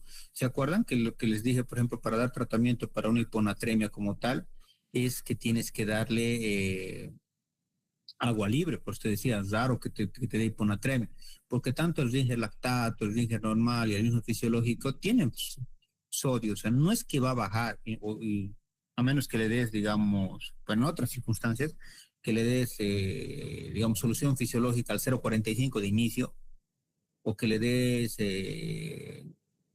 solución glucosalina, ¿se acuerdan? Que está igual con 77 de cloro y de sodio. Entonces, en esos casos sí, yo te garantizo que el haberle dado el litro o litro y medio, sí lo has diluido el sodio también. Pero date cuenta de que ahorita, al darle solo fisiológico o al darle zinc lactato, como tiene una carga, no vamos a decir la ideal, pero tiene una carga de sodio que está por encima de 100, por lógica, pues te decían, raro que te dé hiponatremia, pero yéndonos al hecho, le vas a dar, como cualquier paciente, lo vas a hidratar, ya, le doy líquido, perfecto. En ese interín es obvio que tendría que haber salido tu laboratorio, ¿no? Y justo va a salir tu laboratorio o una gasometría donde también va a salir los electrolitos, pero ya vas a tener más o menos cómo está el paciente. Entonces, ¿qué es lo que vas a hacer? Dos cosas importantes. Vas a tratar tanto el potasio como el sodio, porque no lo puedes dejar bajo. Imagínate que lo dejamos bajo, pues como te decía, medio raro tu caso, pero está con hiponatremia, perfecto. Entonces tengo que subir ese sodio. ¿Por qué? Porque si no lo voy subiendo a la par que voy tratando el azúcar, ¿qué es lo que te va a pasar? Vas a tener un paciente que va a estar igual con deterioro cognitivo y tú no vas a saber si es por el azúcar o por el sodio. Entonces, como han visto hace rato, tratamos de solo darle el requerimiento basal para que no sea una carga alta. Lo mismo en el potasio, si se acuerdan, les dije, no van a dar, no vas a sacar el déficit de potasio y le vas a tratar de reponer. Ahorita estamos yendo como digamos, como primera enfermedad, con enfermedad más grave o que la que te va a matar al azúcar. Entonces estamos yendo a atacar al azúcar. Por lógica, no le voy a atacar todavía a los electrolitos, pero no puedo descuidarlo. Entonces, a la par, no voy a darle no voy a hacer todavía la fórmula de reposición, pero sí voy a darle el requerimiento basal. ¿Cuánto sería? Como este paciente es crítico, literal, entonces le voy a dar el potasio titulado a 2 miliequivalentes kilogramo peso y el sodio, si te acuerdas, a 4 miliequivalentes kilogramo peso. Entonces sí le voy a poder poner esa en una vía alterna, porque date cuenta que si por mala pata, digamos, yo me olvido y le paso en estas que estoy dando cargas, ¿se acuerdan que estoy dando cargas, no? Después de la hora estoy dando 250 o 500 de carga, imagínate que le entre tan rápido ese sodio, ahí sí estamos fregados. ¿Por qué? Porque le va a dar mirinolespontina y no nos vamos a dar cuenta porque ese paciente está con deterioro cognitivo por ese azúcar, ¿no? peor si fuera coma hiperosmolar, no se van a dar cuenta nunca y quien lo ha matado hemos sido nosotros, ¿no? Entonces, eso tienen que verlo muy bien. Tendría que entrar por una vía alterna, una vía paralela, si quieren, en Y o quieren, ¿cómo se llama? En esta llave de 3 vías, ¿me entienden? Entonces va a entrarle, pero por una alterna. Y eso lo tenemos que titular nosotros muy bien y pasar como les explicaba esa vez, ¿no? En el sodio hay que tenerle cuidado a la reposición para que no se les reponga más de 10 miliequivalentes, ¿no? Entonces, por eso hay que titularlo bien y con eso vamos a poder sustentar el tratamiento del sodio. Pero, como te digo, o sea, raro sería porque no le voy a dar yo solución fisiológica al 0,45 de inicio. Le voy a dar, pues, si es que les daba al 0,9, pues es que ellos llaman ese switch para poder darle, digamos, como un tratamiento intermedio para más bien bajar ese sodio, ¿no? Esa carga de sodio. Por eso le da más bajito. Yo, si me han entendido esa parte, y como yo doy zinc lactato, no tengo por qué darle el switch. O sea, ¿para qué le daría?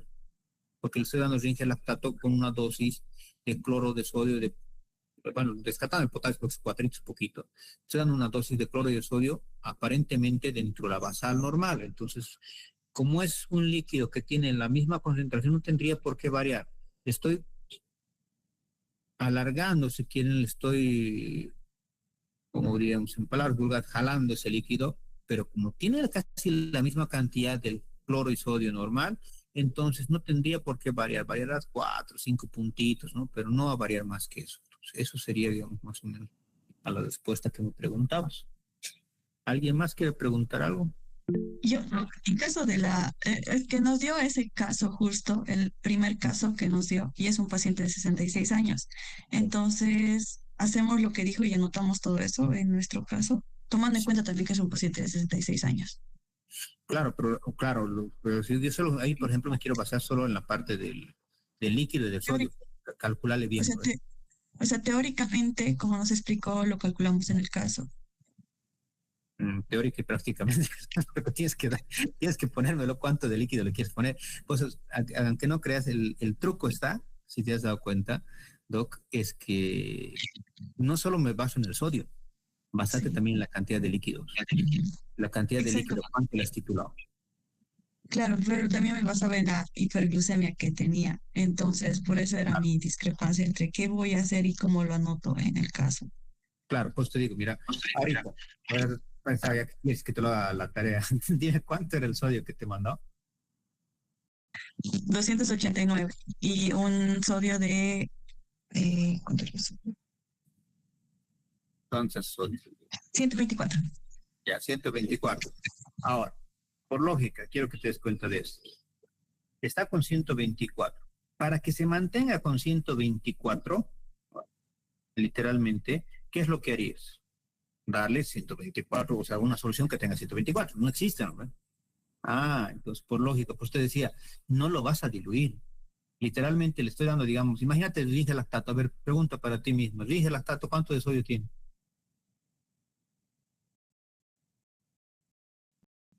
O sea, Ciento, ¿cómo se siente tu tarea si no sabes? ¿Quién se acuerda? El zinc lactato, ¿cuánto de sodio tiene? Ninguno. Augusto, ya que levantó la mano. Augusto, ¿cuánto tiene de zinc lactato sodio?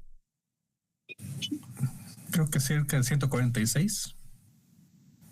130, Doc. No ve que es diferente. ¿Eh? Ahora, para que todos me sigan con esto, ¿no? Literalmente, ¿qué vamos a hacer? Ahorita, sí, claro, vas a calcular primero cuánto de sodio y todo, ¿no ve? Pero por lógica nomás, le vas a dar, mira, 130, 123 son como 7, o sea, casi similar. Las cargas que le vas a dar no le va a bajar. Por nada en el mundo le va a bajar ese sodio. Ahora, podrá alterarle unos 2, 3, sí, pero no le va a bajar. Eso quiero que les quede bien claro.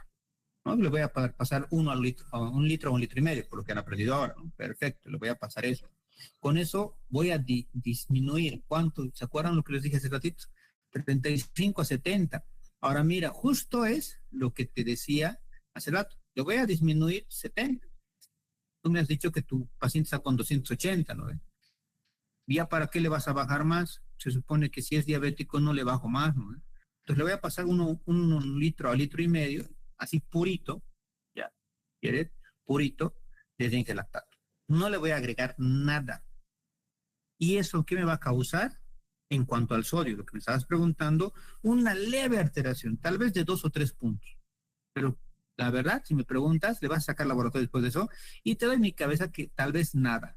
¿Por qué? Porque es bien cercano, es 130 a 120, no hay mucha diferencia, ¿no? Son 6 mil equivalentes, ponte. Pero eso es hablando de 1 litro.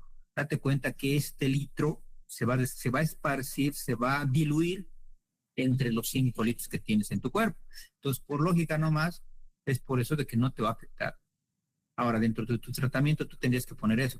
Al paciente, al ser un paciente, si quieres, con cetoacidosis diabética o con hiperglicemia de 285, lo primero que le voy a dar es una carga de litro a litro y medio de solución de lactato. Punto. Después, ahí pones, se volverá a hacer un laboratorio, si quieres, y te sale lo mismo, si quieres, en cuanto al sodio. Ahora sí vas a ir a reponerle el sodio.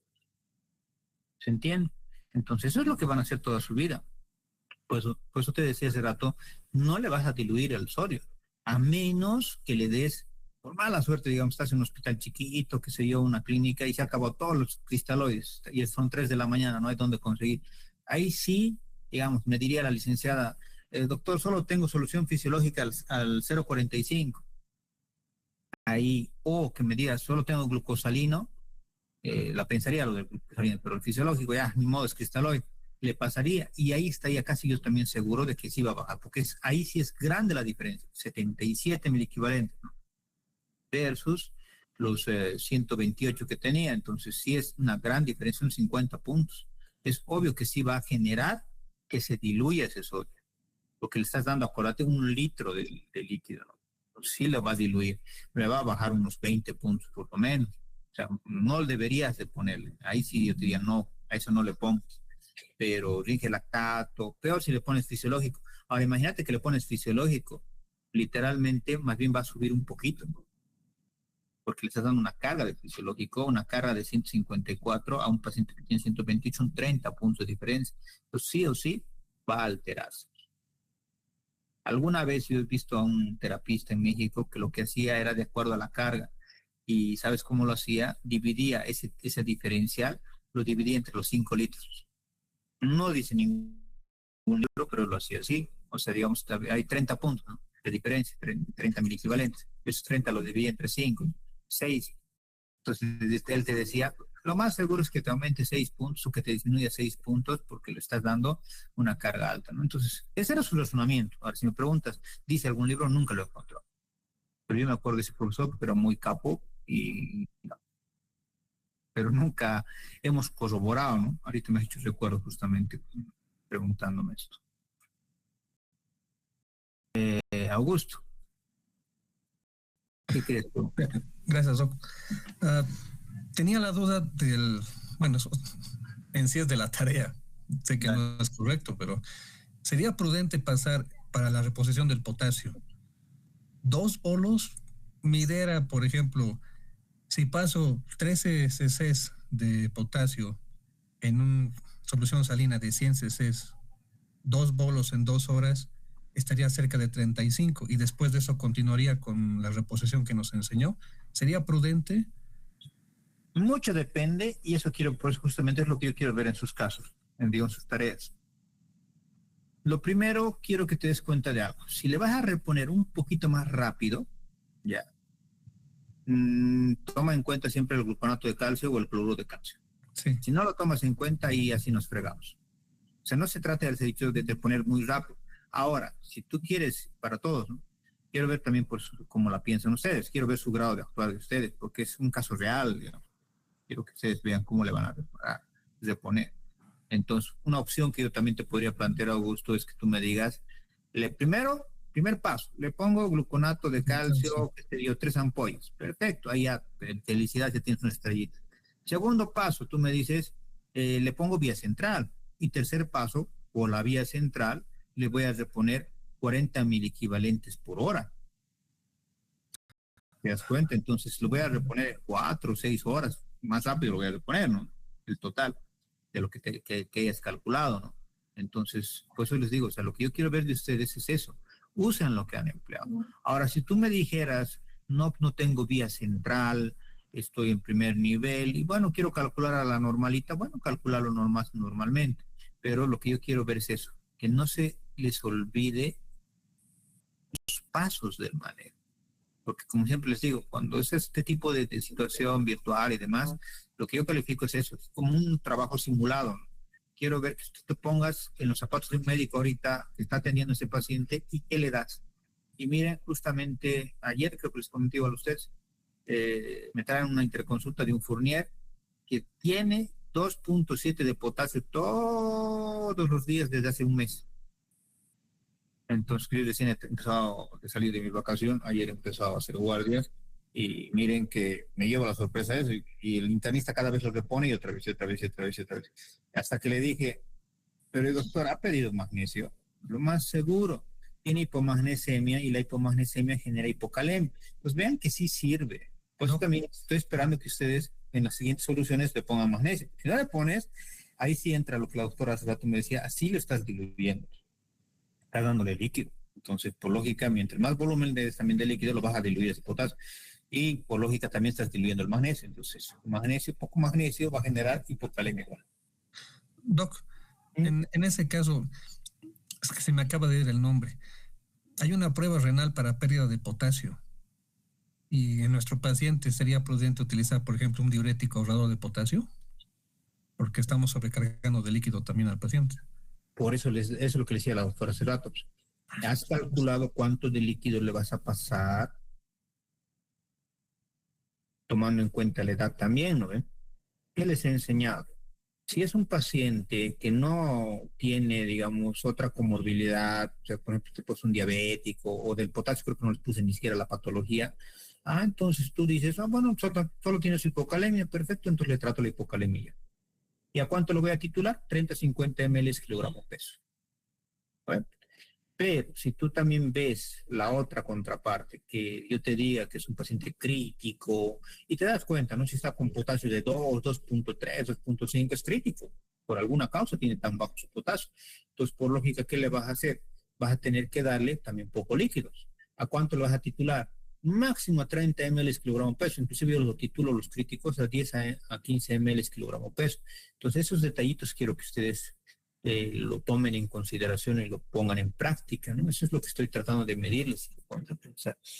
Entonces, eso, por eso no les puse más detalles. Yo quería ver justamente cómo ustedes se ponían en los zapatos del médico de emergencias y me dan las respuestas. Quiero saber cómo ustedes lo están planteando. Pero muy interesante las dos intervenciones, tanto de tu colega como de ti. El hecho de que me pregunten, está bien, no, tampoco les voy a decir que no les voy a responder, ¿no?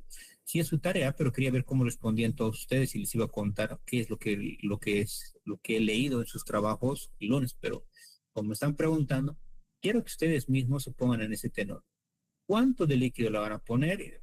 Ahora, a la respuesta que tú mismo me estás diciendo, acuérdate, pero que, y eso para todos, porque ya que lo ha planteado Augusto, si quieren, yo, alguno de ustedes, ya quieres darle un diurético, por ejemplo, ahorrador de potasio, la espironolactona, digamos, me viene a la mente, ya, le das espironolactona, ¿no? Pero acuérdate que la espironolactona no es un diurético que se usa en paciente crítico, por si acaso, por sus complicaciones que supongo que les vas a ir a leer, así que no le daría yo espironolactona, si me preguntas, ¿ya? Entonces, ¿qué me queda como ahorrador de potasio? Un tiacídico, tú sabes que los tiacídicos generan también alteraciones, no solo en el páncreas, porque has visto que te mostré eso ayer también, que puede generar pancreatitis y otras alteraciones. Por eso te digo, el único ahorita que está en todas las guías, por más de que a muchos no les agrada, digamos, su empleo y demás, es la furosemida. Entonces, bajo tu tenor, que te ha pasado, digamos, la cantidad de líquido que le has dado. Entonces, sí, yo mismo le voy a pasar un toque de furosemida, le voy a pasar 10 o 20 stat, no le voy a pasar en horario, pero le voy a dar eso. ¿Para qué? Porque le da mucho líquido y quiero que también ese riñón no se me vaya quedando, no se me vaya alterando y que ese filtrado glomerular por lo menos esté dentro de lo normal, ¿no? Una tasa de filtrado glomerular lo más normal que pueda. Entonces, sí, le voy a poner eso. Pero no me olvido de eso porque a las 6 horas, como es potasio, le voy a seguir sacando sangre, ¿no? Le voy a seguir sacando laboratorios. Eso es lo que voy a hacer. Pero algunos médicos han debido ver que piden directamente el control laboratorial a las 24 horas, que está bien también, no está tan mal, a menos que tú veas que esté por debajo de 2,5. Por debajo de 2,2 ya estás esperando que te va a hacer paro, por si acaso. En 2 es casi seguro que te va a hacer paro o ya está en paro en este momento. Pero con 2,5 no está en paro, pero sí hay que tenerle mucho respeto a ese potasio, hay que tratar de elevar. Entonces, con 2,5 o menos, yo siempre pido laboratorios cada 6 horas, por ejemplo, en la parte pública, privada. Más de 2,5 no le hallo mucho el pedirle. Por ejemplo, de este paciente que te comentaba de 2,7 que está, ¿para qué lo voy a pedir cada 6 horas? Es 2,7. Entonces, lo que he hecho es darle el tratamiento para 24 horas. Y justo, mira, hoy día le estarían dando ese tratamiento que le puse anoche. Entonces, hasta esta noche de hoy día le tendrían que poner. Yo mañana tomo la guardia de nuevo y ya voy a ir a verlo. Y te apuesto de que el médico de día se ha asustado por lo que le he repuesto de esa manera, con azúcar y todo. Y te apuesto que me lo ha quitado. Pero como mañana estoy de guardia 12 horas, apenas llegue yo le voy a poner y te apuesto que te voy a estar contando el lunes que ya está repuesto. ¿Por qué? Porque está mal manejado. Se nota lejos. Ahí sí lo han encharcado. Le han pasado cargas y cargas y cargas porque está con shock séptico por su Fournier. Entonces, no han priorizado el tratamiento de la causa del shock séptico, que es el Fournier. Entonces, está perdiendo líquido por ese hueco que le han hecho, que le han operado. Entonces, hay que darle ese tratamiento adecuado, manejarle el post, porque lo único que ves, si me preguntas qué tratamiento le había dado al clínico, el internista viene cada mañana y le pone su carguita, como les he dicho el otro día, en 6 horas, fisiológico de 500 con 2 ampollas de KCL. Y nada más. Y se va. Y pasa otro día y al día siguiente otra vez sigue ese potasio bajo. Entonces, ¿y qué es lo que no ha hecho? Lo que les enseñé a ustedes. No le está dando el requerimiento basal de cada día y no está generando ni la fórmula, porque yo le pregunté de frente al internista y le dije, ¿cuánto has calculado el potasio, doctor? ¿Por qué? Porque este paciente nunca le suben y está ya casi 20 días internado. ¿Cuándo le van a subir? Y veo los laboratorios. Desde su ingreso estaba con 2,9, 2,7, 2,7, 2,7, 2,7 y sigue con 2,7. ¿Y por qué sigue con 2,7? Porque lo que le está calculando él, ni siquiera lo está calculando, lo que le está dando 2 KCLs, que sigue 54,000 equivalentes, tan solo lo está manteniendo en 2,7. ¿No le darías eso? Te apuesto que ahorita serían 2 o estarían 1 punto algo y en paro y se hubiera muerto. Entonces, no están dándole el tratamiento adecuado. Entonces, a tus respuestas, no te olvides eso, no te olvides los líquidos. Y usa furosemida, porque si ahorita revisen ustedes, en paciente crítico con bajo volumen de líquido justamente, o con mucho volumen de líquido, no funciona bien. O sea, con un riñón que no está funcionando bien y que tiene una patología anexa, no funciona bien ni los triacídicos ni las espironolactonas. Y eso, ustedes a ver, hagan memoria, cuando han tenido un paciente crítico, no se les da. Jamás damos ni triacídicos, ni tampoco damos este hecho de espironolactona. ¿Alguna duda más, doctores? Un segundo.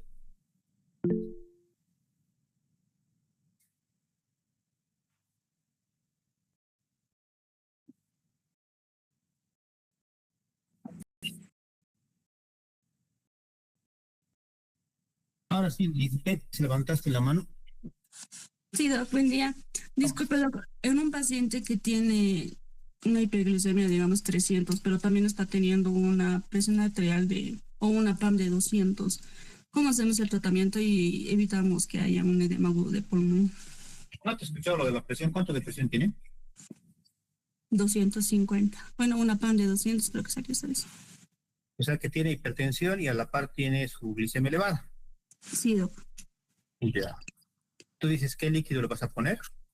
¿Cuál sería el manejo para evitar el edema agudo de pulmón? Ya. Ahí literalmente lo que yo te aconsejo es lo siguiente. Mira, tiene una hipertensión, ya, pero no te olvides de que le vas a dar volumen de líquido. Entonces, ¿qué es lo que yo hago?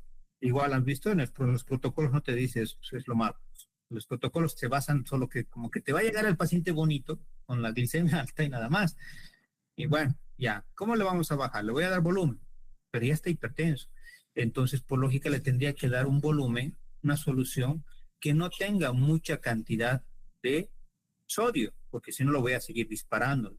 Entonces, por lógica, ahí sí valdría la pena usar zinc lactato solo, que 130 también sigue siendo un poquito alto, o podrías usar solución fisiológica al 0,45, pues ahí sí podrías hacer. Esa es la opción, pero alguna vez les dije, no van a encontrar en todo lado solución fisiológica al 0,45.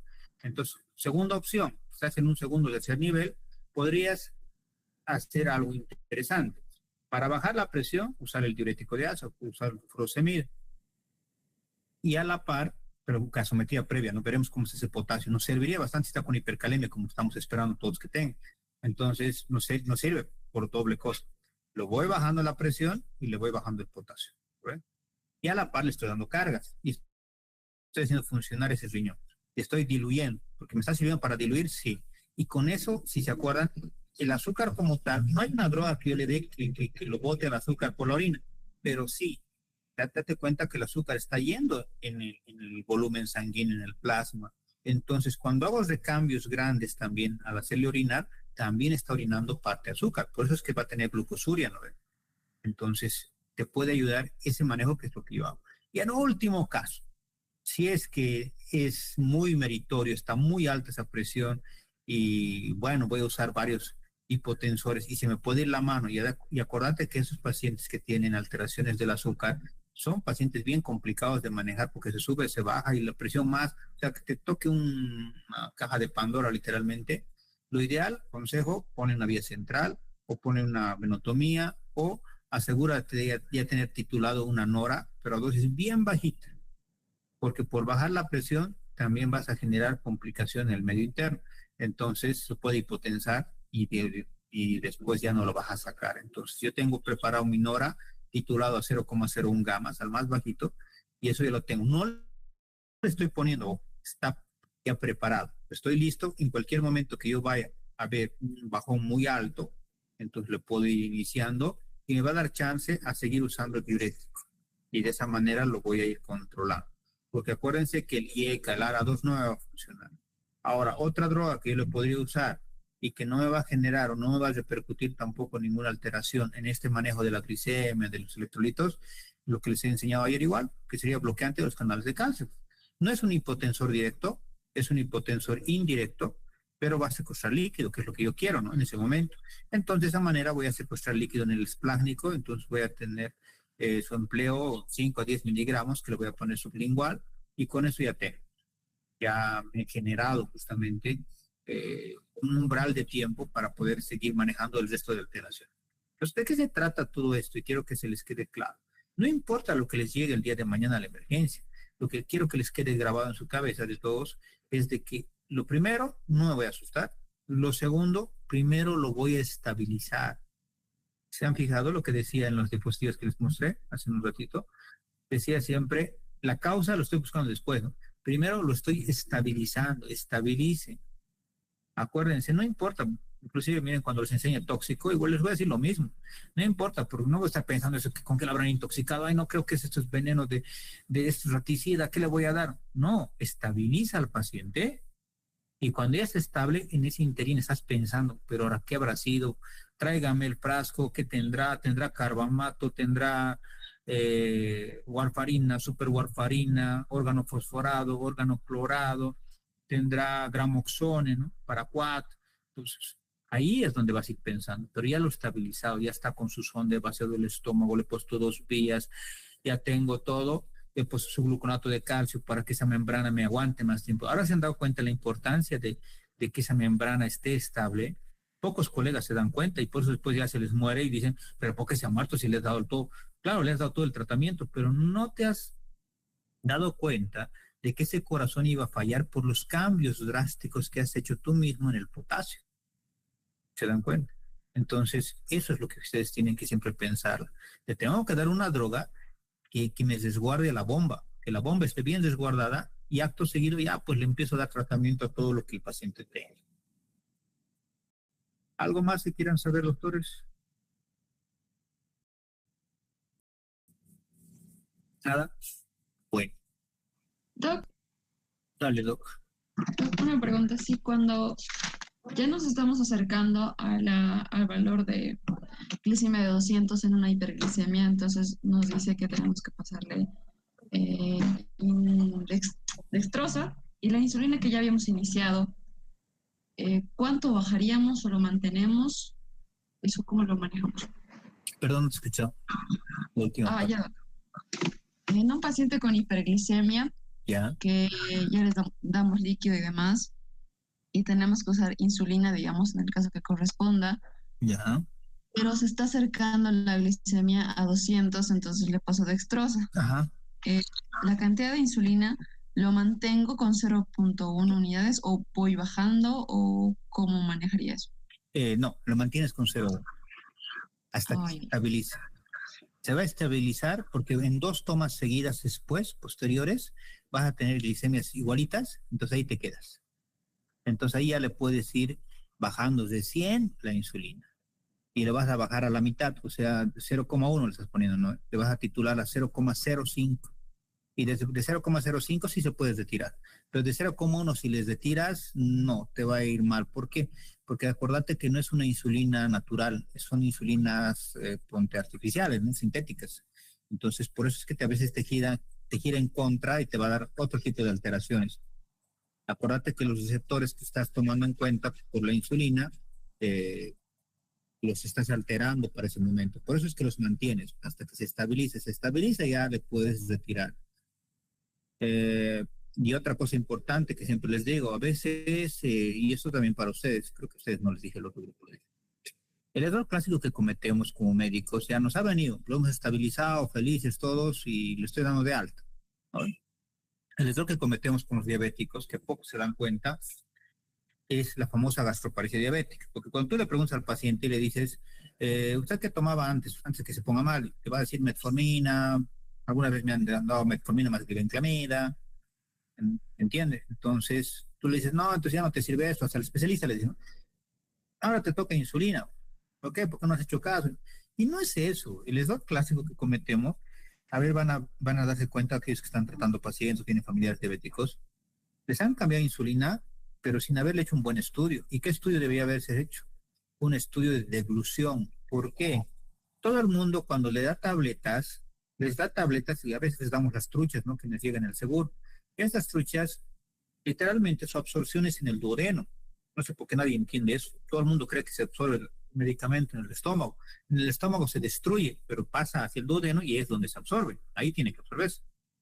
Entonces, los pacientes diabéticos, cuando conoces a un paciente diabético de más de 10 años de diagnóstico, tiene gastroparesia diabética. ¿Qué significa eso? El estómago se mueve tan lento que casi se queda ahí. Toda esa tableta que le has dado se ha quedado por gravedad ahí en el fondo. O sea, no sé el fondo, en la curvatura mayor, ¿no? ¿Se entiende? Ha caído ahí y se quedó ahí. Y como la gastroparesia diabética significa que es tan lento, ahorita si yo les digo a ustedes que están sanos, ¿en cuánto tiempo eliminas el líquido que estás tomando? Los líquidos, si se acuerdan, eliminamos entre más o menos 4 a 6 horas y los sólidos entre 8 a 12 horas. Pero un paciente diabético con gastroparesia diabética, recién en su píloro se va a abrir a las 18, 20 horas. ¿Entiendes? Entonces, a esos pacientes lo que tienes que mantener no es darle insulina de plano, sino tan solo usar estos medicamentos. Se acuerdan, siempre nos ofrecen los visitadores, los que tienen doble capa. No sé si le han dado los que dan en cápsulas bien recubiertos. ¿No?